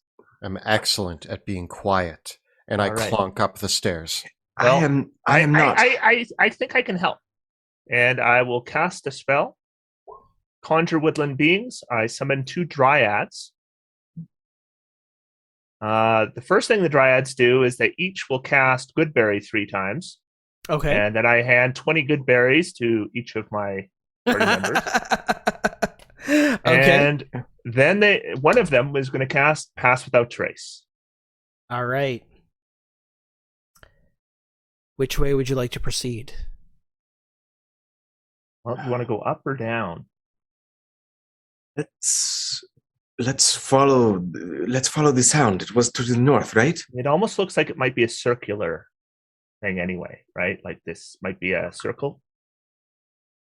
So Perhaps. it And might it not doesn't matter. really matter. But I Yeah. say we head north, because Okay. north is always the best direction. Okay. I have no Okay. logic for that. I just If you say it, I believe it. thank you. Don't conceal or reveal. Okay, you guys can move your tokens to the edge of the darkness. Okay. Be within 10 feet of everybody. I should be the front. Oh, that reveals quite a bit. Yes, it does indeed. It's not a circle. I need to pan out. And as you said that this was a circle, it seems to be anything but a The- circle. I said it might be. Okay. The don't conceal, reveal. We need to get you a T-shirt. That I says know, that. I know. Okay. As you come around the corner, you enter into a massive cavern, one that is approximately as tall as it is wide. So you can almost imagine it's the cavern itself, because of its height, even though it's quite long, it has more of like that kind of thin kidney sort of shape to it vertically, because as you step into it, although this cavern itself is quite long in terms of its overall area, being about 200 feet in length, you're now soundly under the mountain, and from coming down the stairs, it is equally 200 feet in height here. And so if you can imagine on the map that it kind of inclines downwards as you come down, and then it opens back up again to this, with several great columns supporting it. The whole walls are filled with crystalline material, and even parts of the floor are as such. It's large enough, in fact, that there is almost a slight gust of wind that comes through here. Once again, carrying with it almost a spray of liquid, that there's a water source down here, and a bit of a howl of the from the passage of wind. You can hear more clearly down here as well. There is definitely the sound of falling, tumbling water. As we approach the larger cavern, I'm going to turn my gaze upwards to look along the ceiling, if I can see that far. Yeah, as you look along the ceiling, you can see that the crystals even jut out across the top of the ceiling itself. And as you do, you can see on the ceiling, in fact, it's far worse. The fleshy tendrils and tentacles that grip the crystals dangle down from up above, snaking across the top of the ceiling and down along from the tops of the walls. How light is it in here? What's the lighting situation? It is actually brightly lit. Okay. But the refraction of the light in this chamber, at certain times it is like it could almost be blinding. Like even bringing a brighter light source in here could create like that blinding light sort of effect. Okay. Where does can we tell like where the light is coming from? Many of the crystals themselves are emanating the light. Okay, got it. Whew. All right. Well, Lead should we on. stealth along, continue Yeah, exploring? I think so. With stealth checks, that's disadvantage for But me. plus 10. Yes. I'm gonna sneak to this. I don't know if these are crystals or what, but I'm gonna sneak up to them. Ooh. Okay. So yeah, my stealth check was a dirty 20 if you need it. That was with disadvantage. Thank you. Pass without a trace. As you come around the corner, you can all roll me a d6. 2. Also a 2. 5. Okay. Who's leading? Lynn? Probably And Cabe. Yeah. You see a small creature walking walking away from you.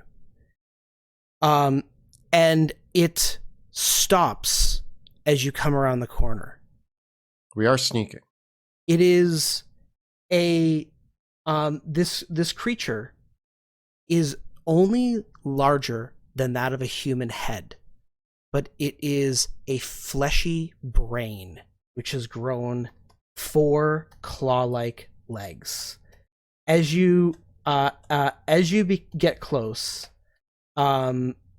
it stops dead in its tracks. I turn to my 2 companions and look at both of their heads and quietly whisper, "Did either of you 2 lose a brain?" No, but we should squash that. Yeah, Okay. It looks bad. Probably came out of that head of that thing with the beardy. Right. That makes sense. As you Okay. as you come towards it, I will have you all very quickly roll for initiative. 23. Okay. 19. 20. All right. Oh. You have not surprised this creature, but you do get to act before it. Okay. Let's see what you can do. Are we where we are now, or had we moved up? Yep. Okay. Dang.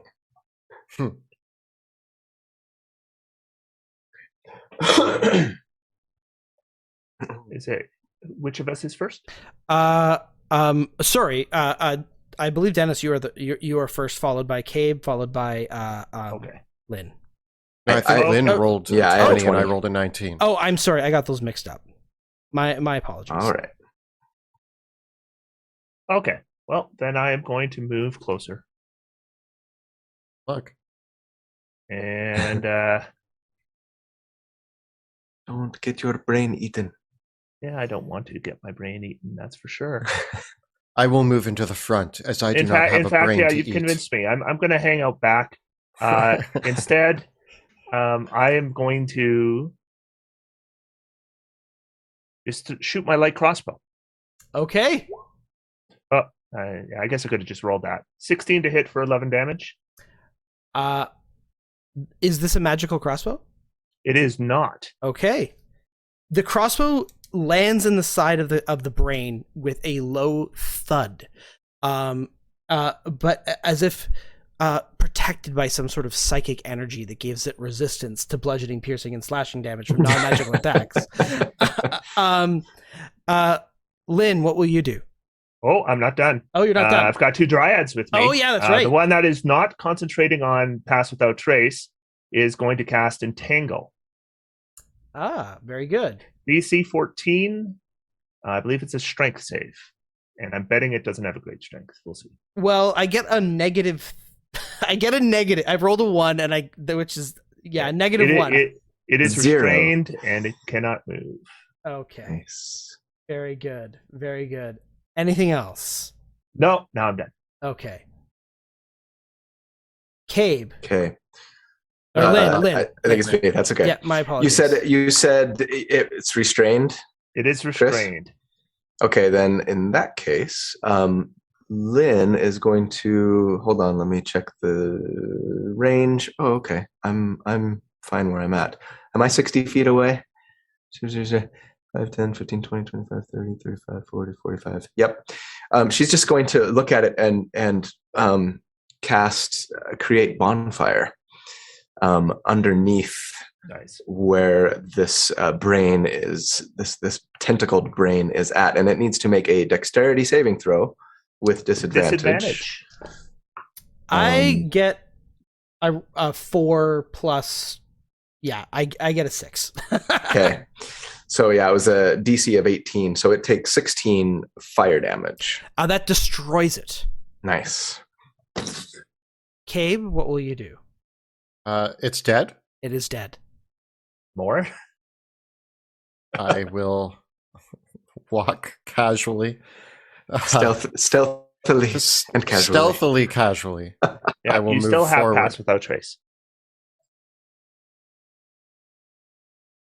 To see if I spy any more rogue brains. And actually, sorry, when it dies, I'm going to use my movement just to Okay. move up 30 feet. Cool. Don't conceal, reveal. You come around the corner to see Oh boy. a great gap in the ground. There is another one of these ambulatory brains here. Okay. The great welt in the ground is part of a chimney that descends down, but you can also see a great hole in the ceiling that goes upwards as well. I'm Can I beginning s- to wonder if there is no more dragon. Can I see the brain from where I am, or no? Where? Let me get a closer look here. We can say that we kind of kept walking Yeah, on sure. the next turn, right? Yeah, sure. Up around the corner. Yeah. Would it still be my turn then? Yeah. Yeah. Seeing the brain, I pull out my arm transforms into a fire extinguisher, and I spray it with frostbite. Okay. I make a con save. Yeah. Yeah. Wow. I get a 3. My dice have gone cold. Could you save that for later? The frostbite? No. The 3. Oh, the cold dice. Right. Want these lousy rolls. That's going to be 13 damage. All right. That leaves it bloodied, but it survives.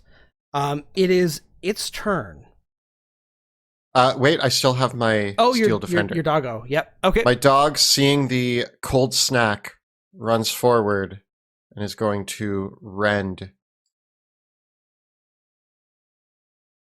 Right. That's going to be 18. That's a hit. Where are you, Steel Defender?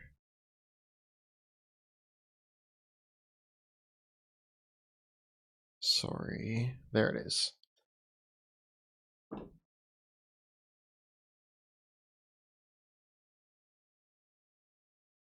$13 more damage. It's destroyed. Nice.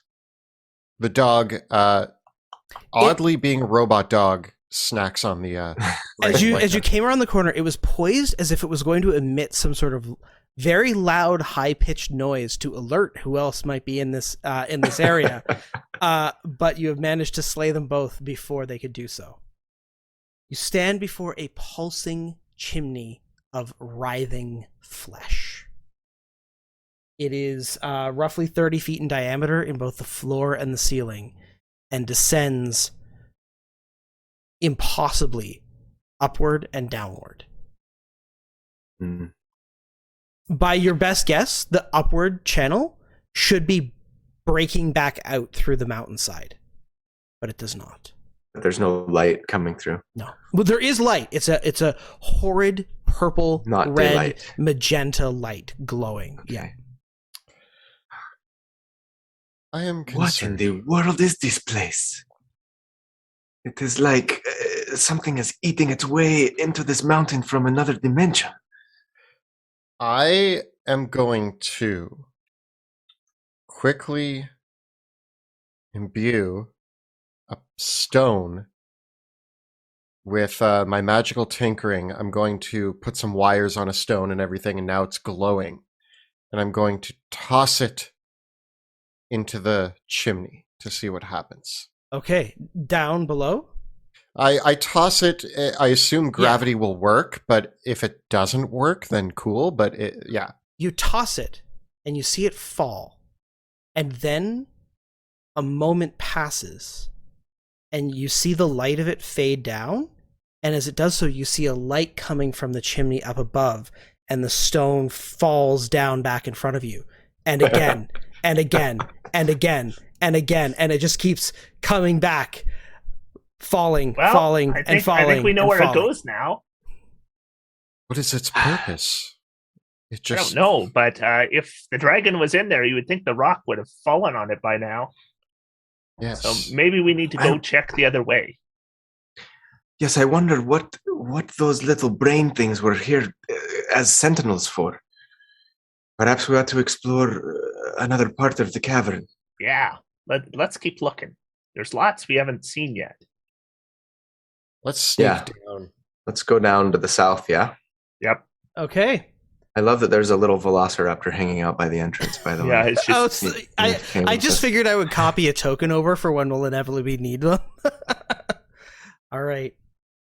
You head back the other direction. Moving with stealth still. Yep. Yes, and staying close together in Scooby-Doo fashion.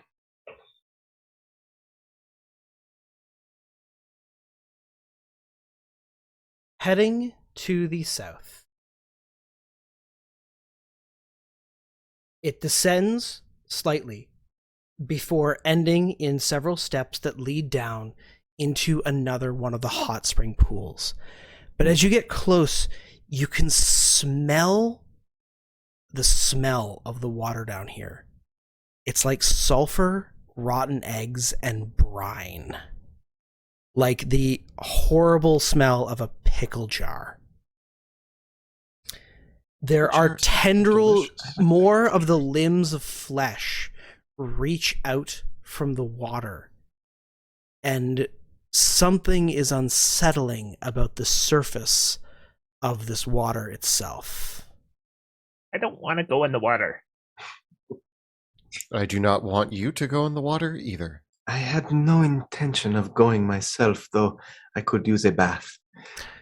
You hear a sound reverberate in your minds. Come closer. You seek answers, wisdom, power, renown. I offer it to you. Lynn Oh. thinks back, Oh. at what cost? Seems pretty nice. The answer comes. Only a moment of pain, and then all will be known to you. Just one moment. That's not that long. I do not feel pain, nor do I seek renown or power. I am merely here to fulfill my primary function of murdering dragons. Mad dragons only, right? Mad dragons. Evil ones. Or Not- evil dragons. Not good ones. Good dragons are okay. I personally feel pain and seek renown, so The I'm feeling at a bit of an impasse. several tentacles extend from the water, ending in bulbous tips that open up like flowers. and you hear a voice echo in your minds. Come closer. Accept the gift offered to you. All shall be yours. It seems really gross. Now, Lynn looks at Dennis and is like, now might be a good time for one of those fireballs, I think. Oh, okay. I pull out the wand, and I'll level a fireball at the tentacles. As the tentacles, there's a brief moment as you lower the fireball, the wand of May fireball. have given away our stealth. And the tendril opens up, and you can see inside like a horrific flower of disgusting mucus-covered flesh. It opens up, and the antenna that would, like, you know how some flowers have like the antenna? I'm not sure what the actual term for them is. Yeah. Is it stamen? Stamen. Stamen Yeah. Stamen. Oh, Yeah. you floral experts. is a horrific. The stamen of this flower are several horrific tadpoles. And the flower opens for a brief moment, only to get fireballed. Yes. How many charges? How many charges did that thing have? It had 9, I believe, to start. I'll have to verify that. That was your but, third. I've only used 3. Yeah. Right. As the fireball's energy dissipates, there is a rumbling in the cavern, and you see bubbling in the pool That's ahead. As a massive brain begins to lift up out of the briny pool. There is a strange, scaly membrane stretched across the lobes of the brain, and as it raises up, you see a mass of tendrils and tentacles digging in to a scaly mound of crystalline scales. Something pulls up from the sides of the water beside the brain, the massive wing of a dragon, as the brain lifts itself out of the water, attached to the body of the ancient amethyst dragon. What did Chris have written on his paper? Prediction: Elder Brain Dragon. Roll for initiative. We will earn our own renown. Thank you very much. 24. Or die trying, more likely. 16. Okay. 16 as well. You can go first. My dex is 12. Okay. My dex is also 12. Sorry, Dennis, what was your initiative again? Mine was 24. Okay. I just want to make sure that I get the... Does it make sense for you to go first? That's smart, right? It yeah. makes sense for me to go for it. Oh, Yes, those- Dennis for sure. Me, yeah, I think so. I think Okay. I'm gonna try and I think I'm gonna probably bless here. So let's get those All pluses right. to our saves as soon as possible. Cool. Dennis, you are first to act. Okay. So the first thing I do is I am going to use my action to cast a spell. And that spell is Conjure Animals. Mm-hmm. But I will be casting it at 7th level. And 32 giant owls appear. One appears directly in front of Cape. One appears directly in front of Lynn. One appears directly in front of me. The dryads, of course, disappear. And then the other 29, just around here, all within, we want them within 60 feet of this dragon. So I'll measure that out later. I should announce the rest of my actions. Okay. I will be mounting this owl that I'm next to. Okay. I'm going to leave it uncontrolled.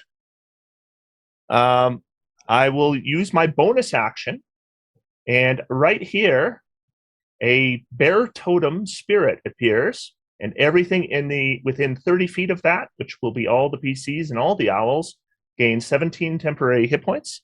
Ooh. Then my raven comes out of my backpack with its elemental gem, and it breaks it. Now, conjure on elementals requires verbal commands. So I have taught my raven to say, "Attack the dragon!" and kill it. Keep attacking it. Because the raven can speak one language. It has mimicry. It cannot speak a language, but it can be taught tricks through mimicry, including human words. In fact, you can go on YouTube and you can find ravens that do that. And so that was my familiar. So an air elemental appears under control of my familiar. The owls will all move in to attack this dragon. And you're going to have to, since we're on a 2-dimensional map, you're going to have to use your brain or your mind, imagination. They have surrounded it. Okay. On three dimensions. So how many are there? There will be 29 in the group attacking the dragon. Well, I'm not needed here. I'll just. Okay. Well, you'll find owls and velociraptors are very different in terms of offense, but it's the best I've got. My owl will dash away, so 120 feet away, and the air elemental will also attack. Okay, there's the air elemental. Do you just want me to move it right up to the? Yeah, that would be great. And I think it would be easier, Monty, but it's up to you. If I was to just use a measurement on one of these owls to represent the number of owls currently around the dragon, would that be? How many owls are there again? There are 29 surrounding this dragon right now. Okay, so let's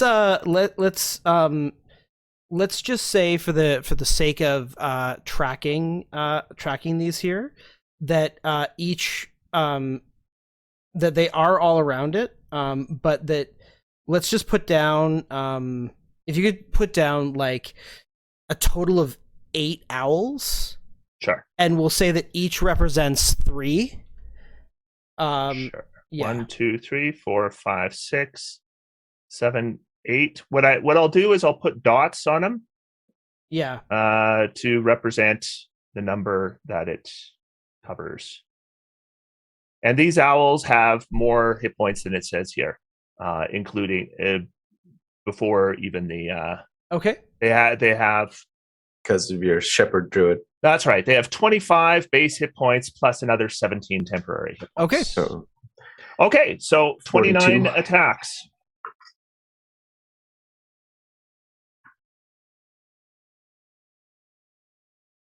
$16,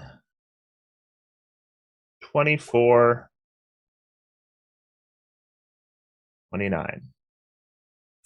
Okay, so we got 1, 2, 3, 4, 5, 6, 7, 8, 9, 10, 11 hits. 11 hits, okay.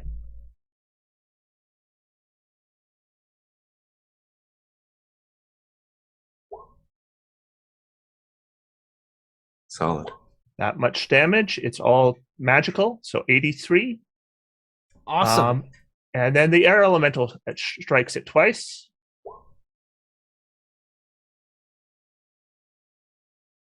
One hit. Right, For 8 so damage. 8 more damage. Alrighty. That ends my Very turn. good. Very good. Okay. Wow. What a turn to begin with. Okay. There is a shuddering in the lair as several of the crystals begin to shake and several holes burst forth from several holes and tunnels within the lair. Can I get each of you to roll me a d6? 2. 6. 1. All right, Colby, roll me a d4. 3. All right. So we have 3 intellect devourers that emerge from the from this sort of this area. They run out, and another comes out from over here. It is their action, and they're going to dash into place this turn, so they'll start moving next turn. Lynn, it is your turn. Okay. Well, let's see. I believe Lynn is going to. Actually, I'm gonna. Oh, Dennis, how far away did you get? You got really far away. Really far. Okay. Yeah. And I will use a legendary action to have the dragon. It will use its tentacles against at least one of the owls. Sure. So it legendary action. It gets a 32 to hit it, for 12 psychic damage. Okay. And the owl is grappled. Yeah. Okay. Not that it matters for now. No, and it's still that didn't even burn the temps. Yeah. Okay. So Lynn is going to use half of her movement to mount this owl in front of her. Okay. And then as my action, I'm going to actually cast Bless. Okay. At the 3rd level, which is going to be enough for both Cabe and I's owls, and then Cabe, myself, and Robodog even. Because why not? I want to bless the dog. And I don't have any second or first level spell slots left anyway, so there you go. And then, yeah, she's going to jump up on Owlie here and fly into battle. I will get, since I'm not going to be able to like make an attack or anything, and I don't have any good bonus action things I could do really if I'm not taking. Anyway, I'm going to just kind of get maybe over here. I can have the owl dash, right? Yeah. Yep. Could be able to, yeah. And it has. I should mention that they have movement. flyby as well, if that ever comes out. Oh, that's good to know. So yeah, I'll just kind of put myself over here where Lynn's at, maybe just sort of hovering over the water, right over here. Maybe backed up a little bit. I guess I don't need to be that close if it can get me 60 feet. Basically, I'll get 60 feet away from it over here. Okay. 60 feet over there. Great. Okay. So I guess 60 feet would put me here. And I can't move my owl. If you want to. Oh, I'm sorry. Yeah. I could have moved it for you. Sorry. Okay. There, I got it for him. You got it? Okay, great. You got enough to do, Monty. Okay. So yeah, indeed. All right. Put it there. Looks good to me. With that, Cabe, it is your turn. So there's these 3 brains here, and then there's this one off over yonder. I can possibly take care of those if you guys want to concentrate on the dragon. All right. I got hear lots you of yell charges that left. from the back of the cave as I turn to look at the brains and yell, "Are you okay?" And you say, "Sure." So I'm going to use half my movement to get on my owl. And then my owl is going to dash, which I'm pretty sure. Just move yourself, and I'll have it follow you. Yeah, I'm just going to be, just for the sake of argument, I'm going to put myself back there so I can click on me, but I'm right up to the dragon. Okay. Above or below. And I am going to, this is a silly question, but I'm going to ask it anyway. Does the dragon have any metal on it? It does not. Okay. Just thought I'd double check. I'm going to cast Branding Smite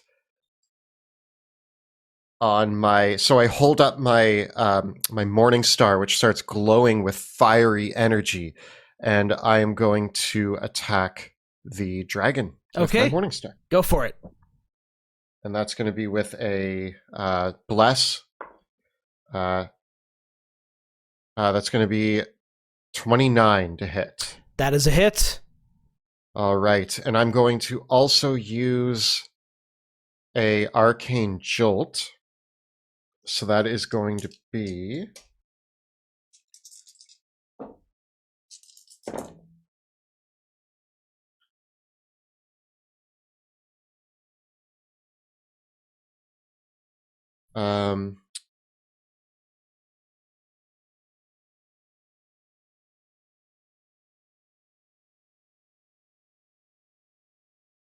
sorry.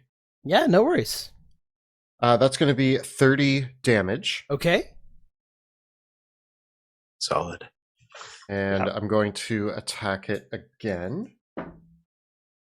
This time getting a 22 to hit That is also a hit. for 10 damage. Nice. Okay. Got some damage on the board. All right.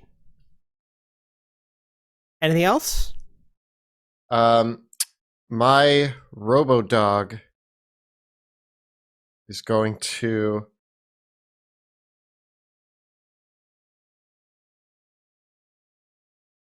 Dennis, does it get in your way if the Robo Dog's attacking the brains? Don't think so. Okay. Go, Robodog. Robo Just Dog runs up stay on the to bottom, yeah, or onto the side somehow. Yeah, that would be good right there. Yeah, cool. Robo Dog is going to run up to one of the brains and attack.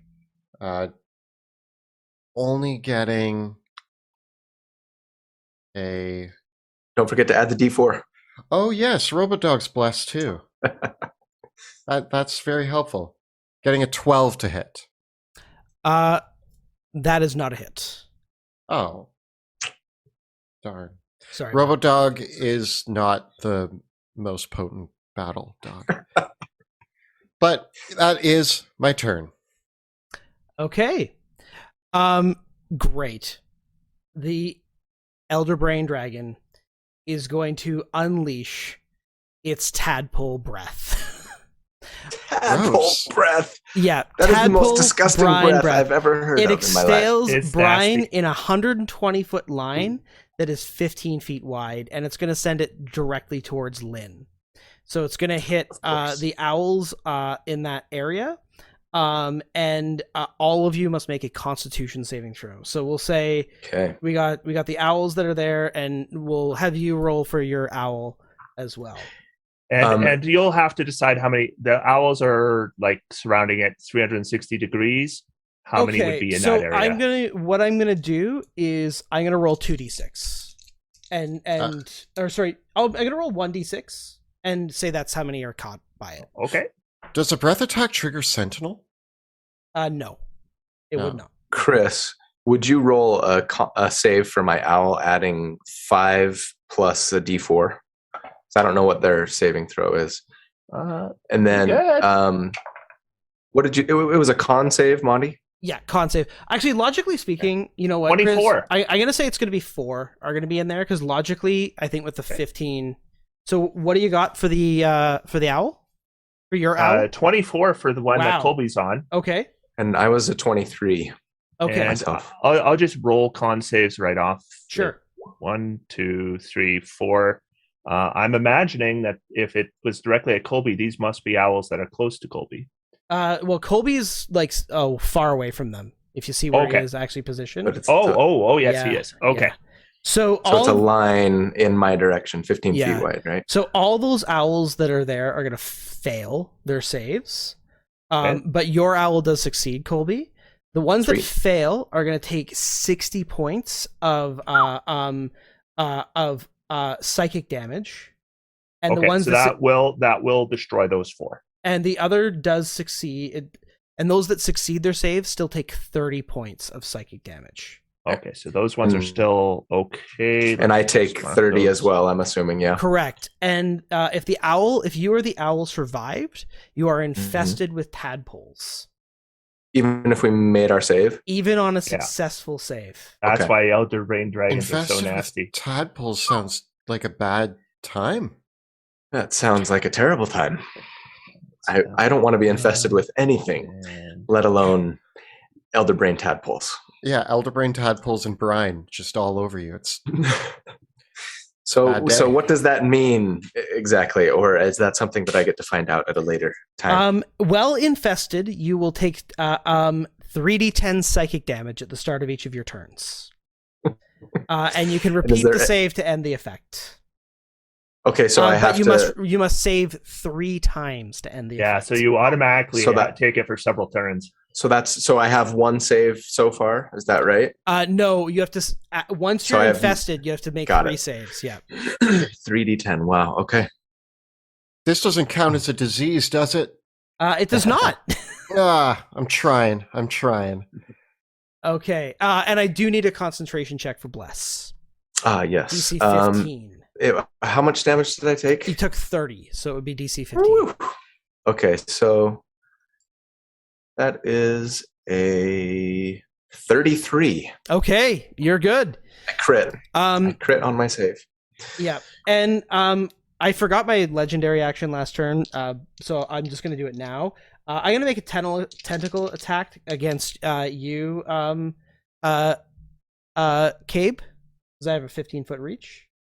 Neat. And I get a 32. No. All right. You did it. You take 12 psychic damage, and you are grappled. I hate being grappled. Now, what does that do to the owl that you're riding on? It could still move. You'd just be hanging in the air. Yeah. I imagine it would hang out underneath them in case he got dropped. Dennis, we're over to you. All right. So on my turn, I have measured. None of these intellect powers are more than 40 feet apart. So I do believe I can level them all with the fireball. Awesome. So I basically got a save or die.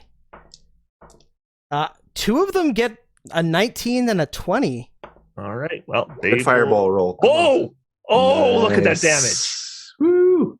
20 on a save. To anyone watching, that was 40 damage on a 3rd level fireball. Oh, wow. I've never rolled that high on a fireball. That actually means that even on a success, I can't survive. That is, the best. Well, that was fun. All right. All right. Now, I am going to start moving a little bit closer because I see somebody's infested with tadpoles, and I actually can do something about that. Good. So I'm going to get a little closer. And then 25 owls attack this Elder Brain dragon. Sounds good. Let's do it.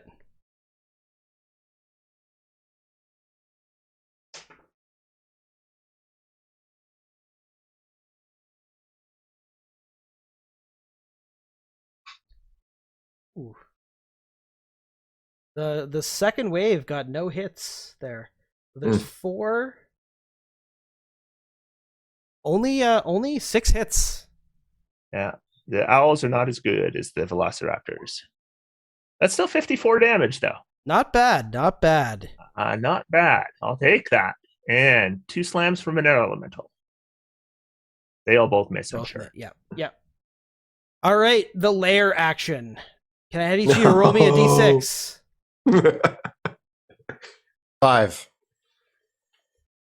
Colby? Everyone? Oh, sorry. Yeah, everyone. Yep. I was too caught up in my misery to, let's see, here we go. 4. All right. One of the crystals resonates with energy and summons a living Bigby's hand. Oh. What's a living Bigby's hand? It's intelligent. Does it look like an elder brain? It looks like the claws of like the psychic claws of a mind flayer, emerging out of one of the crystal formations, and so it is summoned on this turn.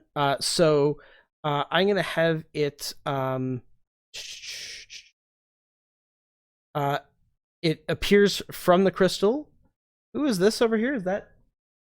That's my steel defender. Robodog. Well, okay. It knows that Steel Defender is not a threat, so it's gonna fly right up towards Dennis here.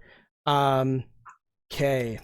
Oh, and I can't give you disadvantage yet. We're gonna get there. All right. Let me just get this. It's going to come out with its grasping hand to try to grab you, Dennis. So you can give. Sorry. We're going to go. Yeah. So actually, nah. We're going to do this. It's going to come out with a force fist and punch you. Okay. Getting a 28 to hit. It hit. It's going to be 26 force damage. And the living spell can move you up to 5 feet and move with you. So it's going to try to push you off, but I think it's a large creature. So what I'll do, so I think you're large enough to stay on it with a 5-foot push. Okay. But I still need a con save for concentration. Yes. Oh, that is very important. Natural 20 plus 7, 27. Good stuff. Man. You. All right, Lynn, we're over to you. You're going to take 3d10 All damage at the start of your turn. Okay. That's going to be a big old 23 psychic damage. Ow. All right. And I need to roll an 11 concentration. Is that right? That would be correct. Yep. Okay. I have a plus 13 to my con save. So you can't fail. Can't fail. All right. Then we are going to swoop down on this dragon. I'm assuming there's an opening here somewhere. Yeah.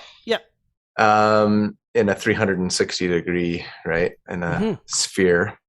And you guys, I just don't know how long I'm going to be around. So I'm just going to, Blaze of glory. I'm going to dump it all while I still have a chance. All right. Go for it. So yeah, I mean, I've only got 2 spell slots left. I'd love to save one of those for a potential crit, but I'd hate to die before I had a chance to use it too. So, yeah, we're just gonna make some attacks. Sorry. So here we go. Attack number 1 is not good, but I do get to add a D4. It's probably still not good enough. 16 to hit. That's a miss, I'm afraid. Okay. Second attack is much better. That's a 26 plus a D4. That'll do her. I'm just gonna roll all of these because oh my goodness gracious. Okay, because I'm gonna action surge. Yeah. And so I'm gonna be making 4 attacks total. The second attack, I'm gonna blow my the third attack, I'm gonna blow my plus 10 to hit for my Channel Divinity. Okay. So that's going to be a 23 plus a D4. Yep, that'll hit. And final attack is come on, give me something good. That's better. 24 plus. So 3 hits, right? Yep. Okay. I'm just gonna blow 1 smite. I'll save another just in case I do live to tell the tale. So yeah, I'm going to blow a 3rd level smite here. So all told, the damage is going to be sorry.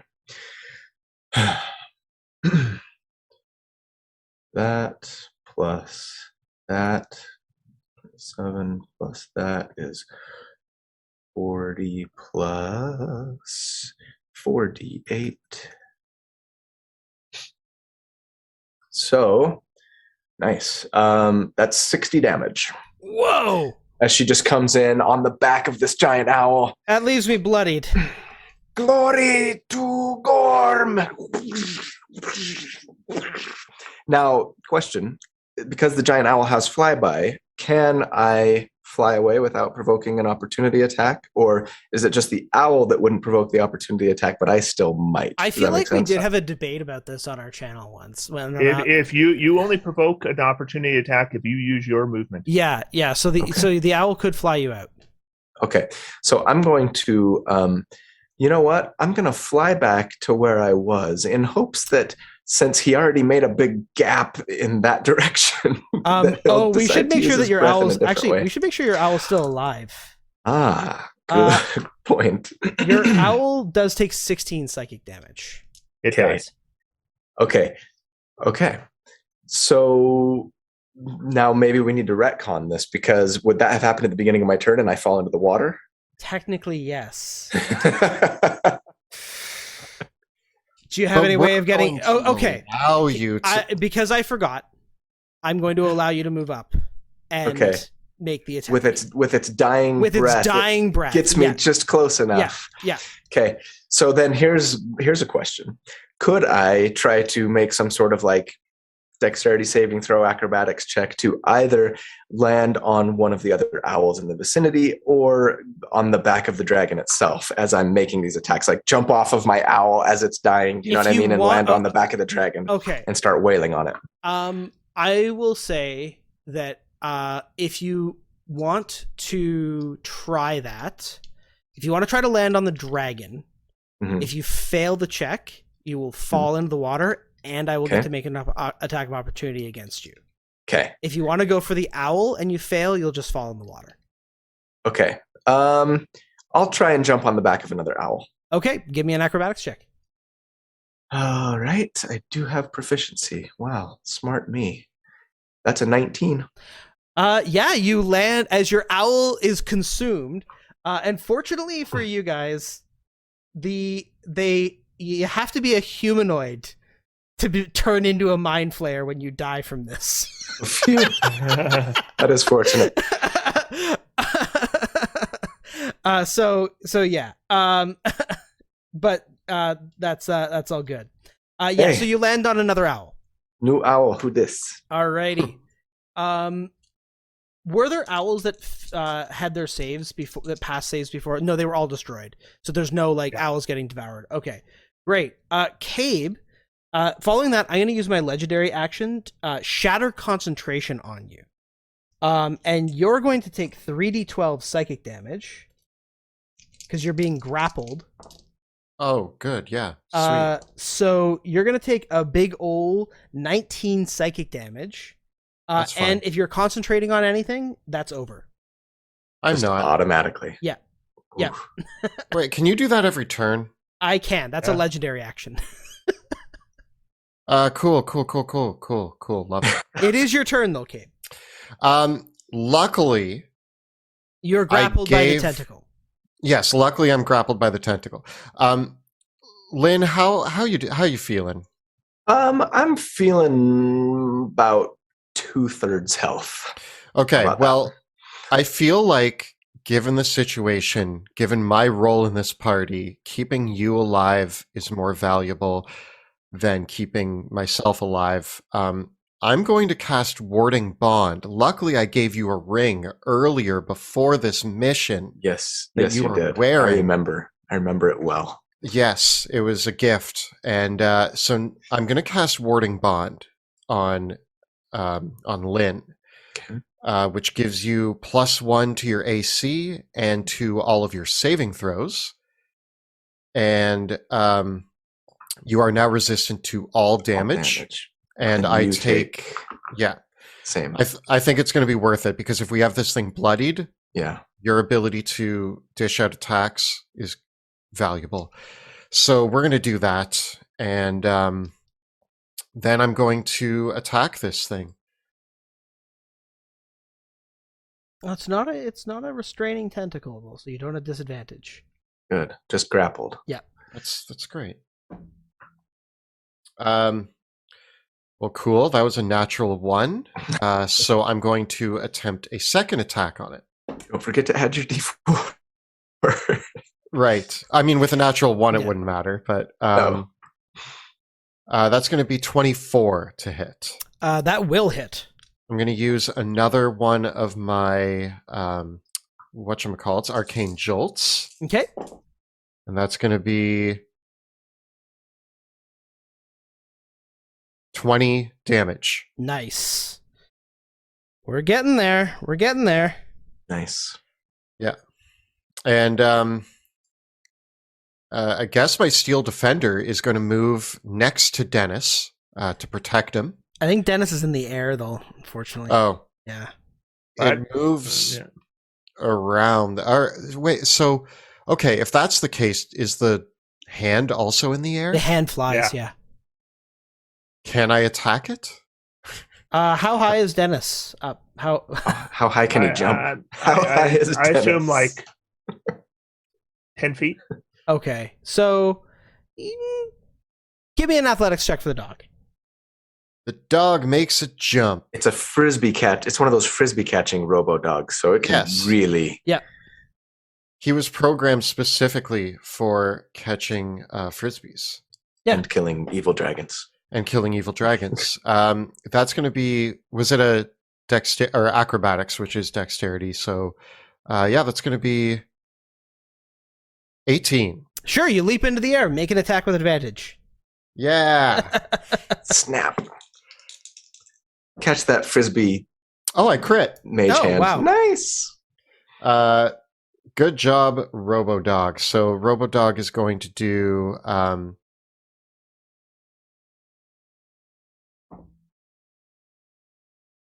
19 damage with that crit. Wow, impressive. Okay. Go RoboDog. Moving along to my dragon. Do I recharge my breath weapon? Nah. Oh, please, no. I do.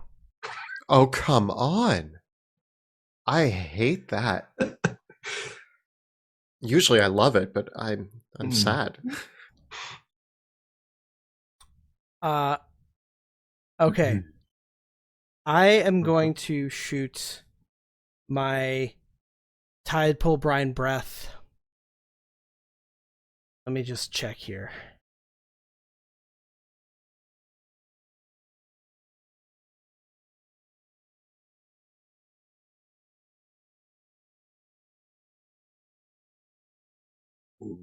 Does it reach? Not quite. Oh, good. Oh, good. So it's either me or Lynn.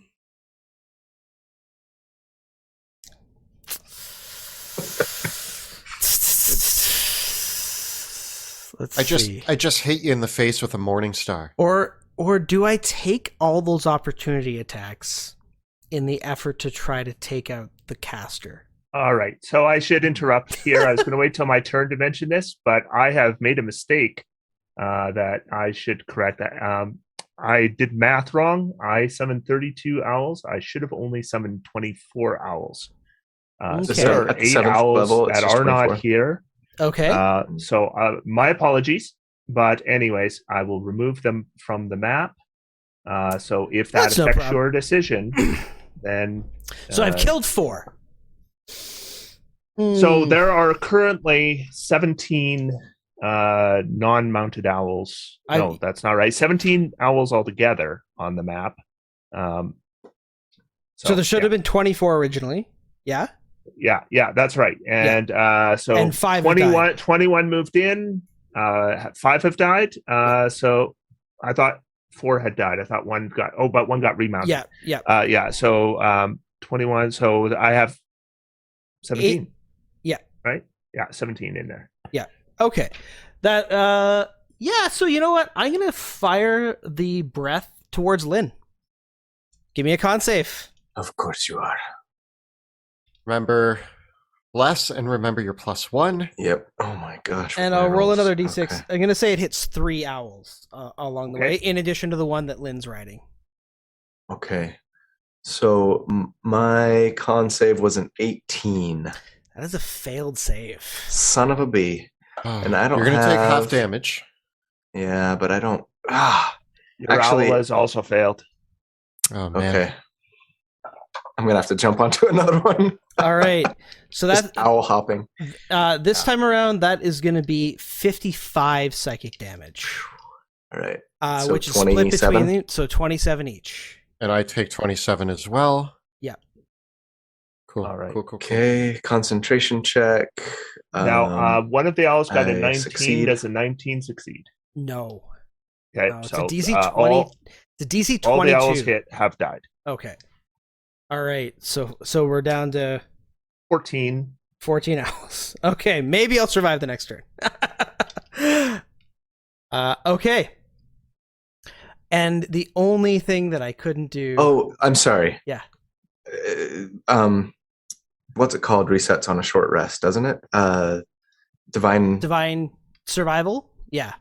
sorcerer. Yeah, divine the soul sorcerer. I think it does, yeah? I'm pretty sure. Oh, on a short rest? Yes. Yes. it does. Okay. And we took a short rest. Yeah. So I'm going to add that to my roll, giving me not an 18, but a 24. Okay, so that's half damage then. Okay, so instead of 27, yeah, I take 13, right? And Kelly takes 13. Yep. Yes. That would be correct. Yep. Awesome. Thank you. Wonderful. Thanks for doing that. Still in play. Still in play. Okay. All right. That is the dragon's turn.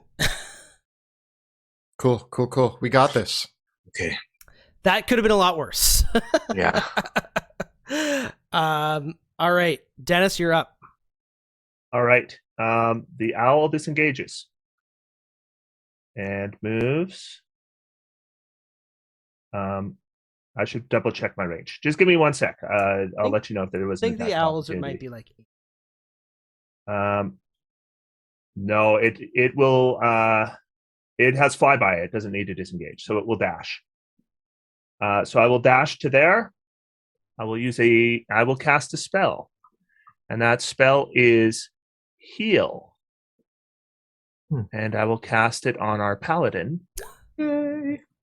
You heal 70 hit points, and the tadpoles are destroyed. Nice. It's awesome. I'm back to full health, baby. And then I'm moving back. Now, I'll take on the hand. And yeah, sorry. 14 owls will attack. While that's happening, did the owl that I was riding on get deleted as well? Did I fall into the water? Yeah, okay. I'm afraid it did. Okay. Only one hit there. 3 hits total, and one of which was the crit. And so 34. All right. And the air elemental. Slammy. Oh, that's both good. hit. Wow. Nice. 32. All right, we're on the board. Woo. Okay.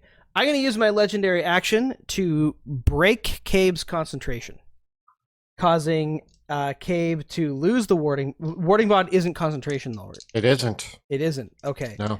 But Excellent. I still do deal. Whoa. 27 psychic damage. Okay. We're fine. All right. And the lair, the hand. You can each roll me a d6 as well. Oh, no more 6. D6s. 3.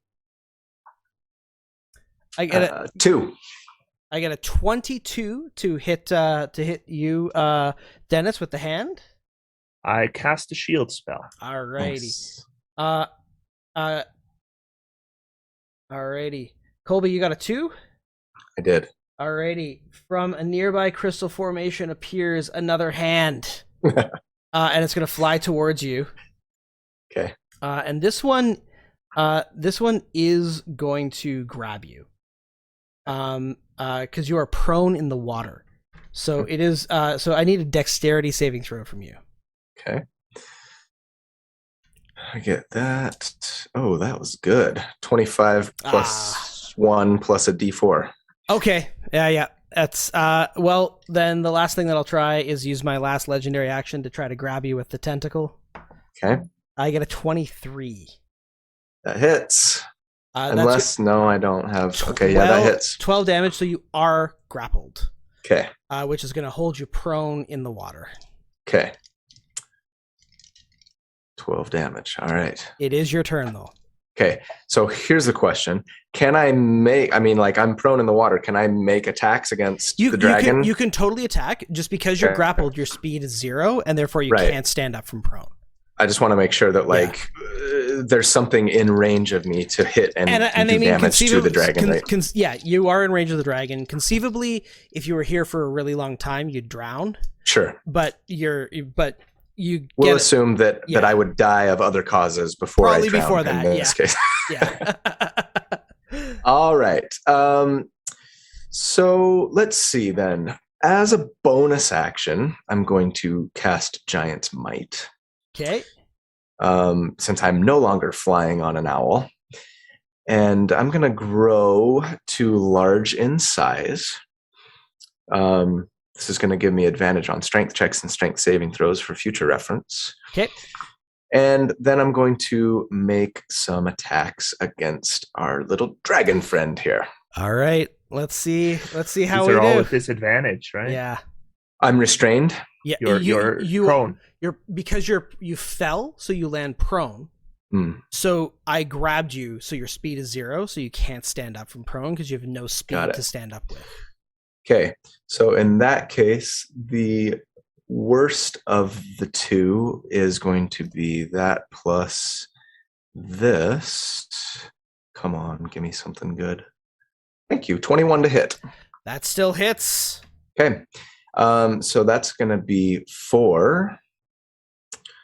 That's 14 damage plus a d6 for Giant's Might. So that's 17 damage. Okay. And then my second attack is going to be, let's see here, with disadvantage. Okay, same thing. Give me a good d4. Okay, that's a 20 to hit. Wow. 30-20. Wow. All righty. And I'm just gonna, well, nah. I still have. Thanks to the heal, I have enough hit points, so I'm still in this fight. I'm gonna wait and see if I can't crit later. Nah, screw it. I'm gonna use my last spell slot. I'm gonna use a 4th level spell slot. My 1 4th level spell slot for 5d8 extra damage. Plus I'm actually also gonna use my fire rune because it resets on a short rest. Okay, so total damage is going to be 13 plus 1, 2, 3 of those.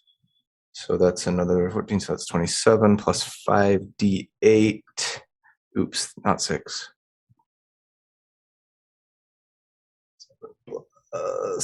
Oh, my worst rolls of all time. Here was my 5d8. 2, 3, 1, 1, and a 5. As in a desperate moment, you strike out. 39 damage total. In a desperate moment, pinned on the ground in the water as you wrestle around with this elder brain dragon, there's a brief moment where you catch sight of where the cerebellum of the elder brain attaches to the spine of the dragon. And you drive your blade forward, and as it lights up with divine light, it shatters the spine of the elder brain dragon. And with a hissing noise, it collapses dead.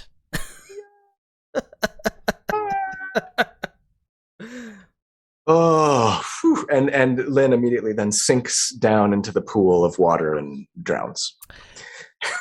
And that is all that remains of the dragon of Hathagclaw, corrupted by the energies it sought to understand, transformed into an elder brain dragon, and slain by our great heroes. Oh, that was awesome. Round of applause. Yeah, that was a fun fight. Yeah. Before Lynn all drowns, those things the appearing every motorboat's round down too, like the hands and the intellect devourers And the kept little, things kind of interesting. Yeah. Kept us I have on like a our little toes for propeller sure. appear on my butt, and I go down and I grab Lynn and I safety her to the shore. But yeah, I was pretty sure based on the hints Monty gave last week what we were facing this week. Yeah, with the worms, the tadpoles in our head. Yeah, and and the divination, right? Yeah. Like it kind of. I'm like, oh, this is an elder brain, and he's like, you wouldn't know what an elder brain is. I'm like, and I'm like, elder brain. Oh, dragon. Right. Yeah. There's a new one. That was awesome. I'm seeing all kinds of new monsters for the first time in this. Yeah. One shot. So when I was designing this this breakdown, we're at time, but if you would all like to give a bit of a retrospective, I don't know if you want to spend an extra 5 minutes and just I'm clear, okay with clear that. the air. I'd love to. Yeah. So I actually asked all 3 of you by email to give me a monster you suggested, and I got mind flayers, dragons, and drow. So you made this bet. Yeah. I should have known what I was in for. It's funny that everybody wanted a dragon, and then I built a character that wasn't optimized for fighting dragons. Right. Like that seems counterintuitive. Yeah. What did we all think of our builds? Why don't we take a minute to discuss that? Yeah. What was our strengths? What was our weaknesses? I'd love to. I thought I've been thinking a lot about this over the last week, especially since, between round 1 and round 2. And it's like, when I went to create this character, we had kind of decided beforehand that somebody ought to do like at least 6 levels in Paladin for the sake of our saving throws, right? And I volunteered because I love melee characters, particularly Gish type characters, and so I had some Paladin builds I wanted to try out. My initial plan was to just do something a little more sort of rote, right? Your great weapon master, polearm master, vengeance pally kind of thing. But then I was like, that's kind of boring. Like I want to do something that's like kind of quirky, kind of fun, kind of unique, but still potentially powerful. And that's why I ended up going with the Catch-22. But I think in hindsight, it was kind of like, yeah, when you're playing for something that is specifically designed to challenge optimized characters, right?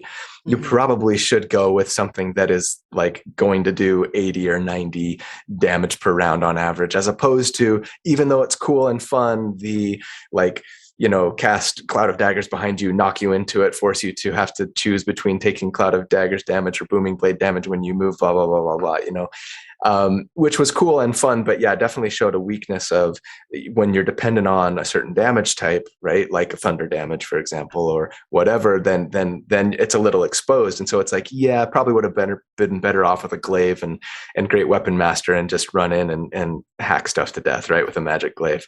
I actually had so I just want to interject and just say that this is the other map that Gav drew for us, and this was my if we have enough time, if we depend, I wasn't sure how much time we were going to have, and so it was one of my optional encounter was that we might have had a bona fide elder brain up here, and so have like the pre-merger, but I thought, yeah, it's all about timing, right? Like whenever, one of the things that I talk about when you plan a one shot is you always want to make sure you've got like a way to like consolidate if you don't quite get as far. So that was kind of the compromise, because there was one version of this where the dragon and the elder brain hadn't merged yet, but where we were on time was like, let's just get to the elder brain dragon. Yeah. That said, awesome maps. Yeah, it was super awesome. My feedback would be, is that we have all made builds that are very specialized in doing one thing really well. And I think with 3 players, that's not the way to go. I don't think that's optimized at all. I think we didn't cover enough bases. The fact that we don't have counterspell, I mean, in a group of 13th level characters, and we could have, right? Like if we had made more versatile characters rather than, I'm really, really good at summoning, right? Which I was really, really good at summoning, but it ended up being just a one thing, right? And we all had that, right? Colby had his one thing that his entire build is based around. Kelly has his one thing that his entire build is based around. So there were 3 things we did very well. And there's just more than 3 things you need to do to make an effective party, right? So if we were to do it over again, I would have recommended maybe that we cover more bases and just not worry about being so specialized.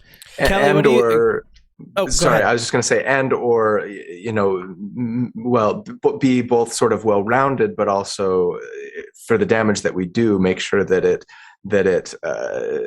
isn't contingent upon something happening or something not being resistant or something not being gargantuan in size or we said, well, with 3, and if you're going to go more versatile, I think you also have to simplify to some degree, right? Because the combos are always take your whole build. I think with Cabe, we ended up seeing what his purpose was eventually, but it took a while to get there. And it's funny that his purpose wasn't dealing damage, it was making sure that everybody else was protected. And I actually think he did a decent job protecting, but again, my character was designed, I didn't even get to use my big guns. Like I didn't use my 5th level spell slot, which was for Summon Construct. I was saving it for the final battle. But I was like, wait, we're fighting a dragon.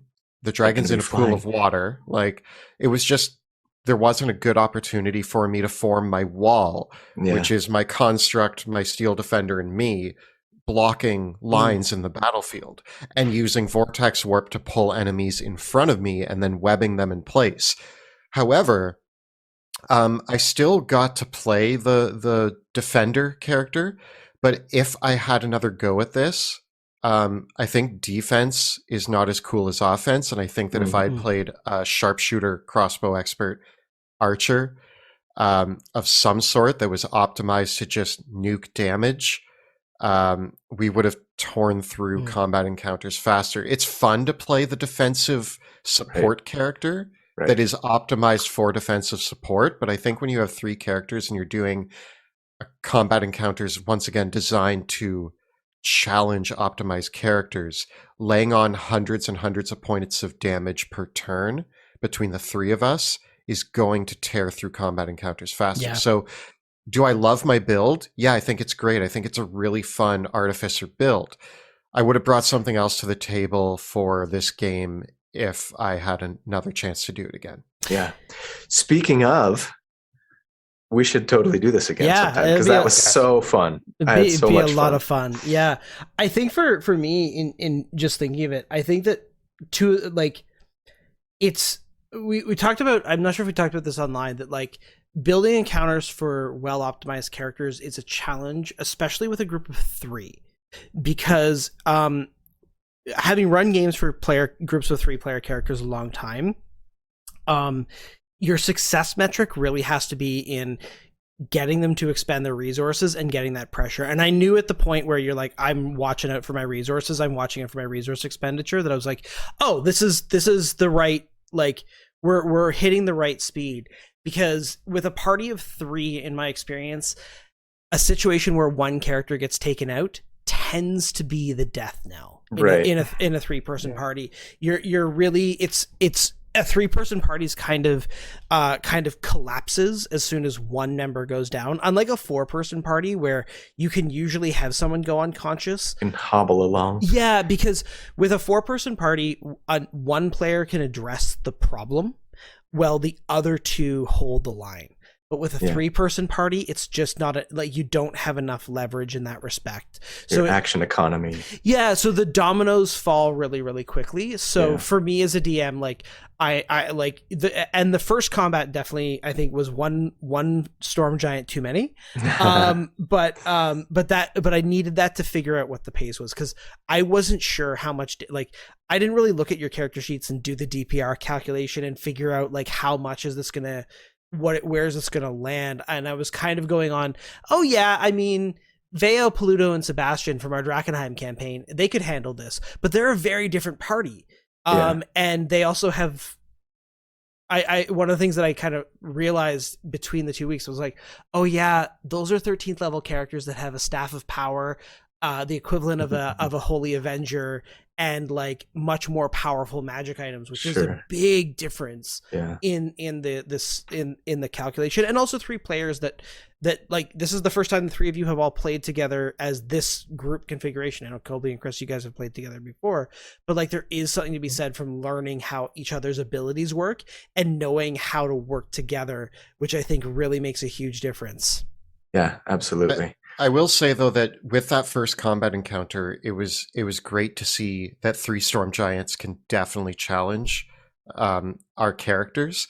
And I also think that throughout the 3 battles, each of the characters had a moment to shine. I think in the first combat encounter, when myself and Colby were struggling, we got to see Chris's raptors really dominate the battlefield. In the second combat encounter, I actually think that it was Cabe's moment of being able to put people where they needed to be, get Colby into position. I was able to really change the battlefield. And in that third combat encounter, I mean, Colby, you kind of dropped the nukes on the dragon to deliver most of the hit point damage to take it out. It was fun, along with some help from owls for sure.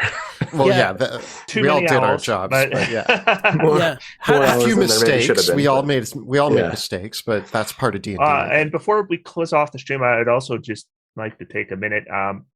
So the viewers may not know this, but Colby started this whole thing by reaching out to the Dungeon Dudes. Kelly and Monty graciously agreed.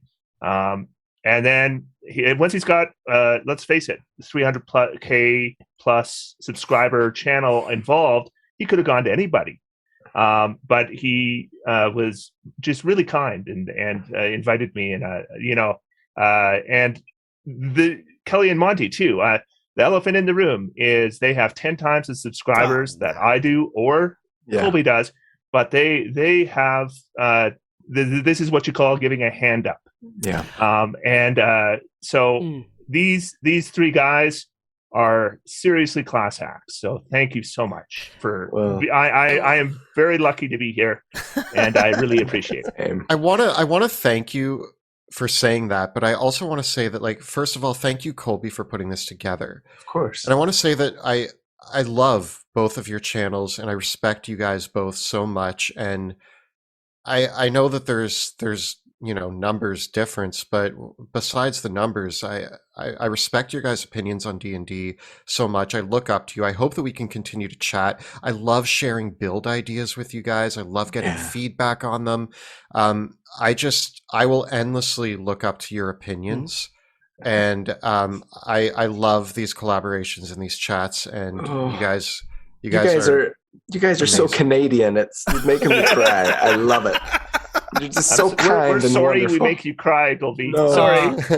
No, I had an absolute blast, because I think the thing is like, first of all, it's really cool. Like, I feel like, at the end of the day, Kelly and I are just nerds too, and we're all just nerds that love D&D, and there's something to be said for, like, just getting to hang out with other nerds and play a good game of D&D. Like, we've done a lot of collaborations with a lot of other channels, and really, really, really cool people.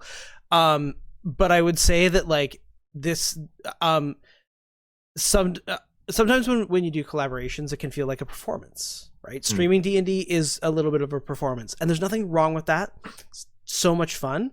But this was kicking it and relaxing, and just like playing some D&D in a very in a very like real, like, sort of experimental way. And I really like that, and I really go for that. And honestly, I have to say as well, like, I'm just so impressed with the work that both of you do on your channels. And like, like, I would actually say probably there. I don't, like, Chris, I can say probably pretty confidently that I don't think that if you wrote guides on the original WotC forums back in the day, I don't think that I think that that's a huge, your guides that you wrote, your optimization guides were I have such a strong memory of reading your guides and making characters and being inspired by all that stuff. I don't know if were I not inspired by your guides, I don't know if we would have done the Dungeon Dude stuff at all. It might have, like, the path might have just gone on in a different way. That was definitely, like, a huge influence on me. So, like, I think that I look at it as, like, what goes around comes around, right? Like, we all put it in, and you all give forward, because we're all part of this community together, and you guys do phenomenal work. Well, thanks, and huge kudos as well, Monty, to you for putting together that fantastic one shot. I mean, the flavor, the description, it made it feel like this was a world that you had spent a lot of time in. It felt well lived in, and the descriptions and everything just made it so cool, so much more. It's such a perfect example of why D&D will always be so much more and so much better than just like a tactics game, right? It's like, it's a story, and it's just it was so cool and so fun, so many great moments. And we originally didn't know who was going to DM this, and Monty volunteered, and I was like, yeah. Chris actually gets to play. Next time we'll let Monty play and see what optimized character for sure. Yeah. I definitely feel too, like, that's part of that whole thing is like, I look forward to playing some more games, because I think that now that we all know how much fun it is, I'll definitely look at some more oddball stuff for future scenarios, and I think we can definitely look at more, like, because like, ultimately, like, I feel like even it's one of those things where even with this scenario, I could have, like, I think had I run this scenario in any other context, it would have lasted far more than 2 game sessions, because, like, you just get started with those ideas, and you just get, like, dragon, elder brain, dark elves, oh, there's a story here, and I'm like, oh, this is a cool thing. So maybe I might have to like think of how to expand it out into something more. We'll see. Cool. Very cool. All right. Well, thanks. And thanks everybody who's been watching and who's watching on our channels. And you guys are awesome. Love you. Couldn't do it without you, of course. Thank you all so much. And so to summarize, we're the Dungeon Dudes on YouTube. Check out Chris at Trade Monk's Temple on YouTube, and check out Colby at D4 D&D Deep Dive, all on YouTube. These guys make amazing content. It is a real deep dive in both their cases. They do some amazing stuff, and I look forward to the next time, both of you. Thanks. Same here. Thank you. Take care, everybody. And thank you all out there as well. We'll see you next time.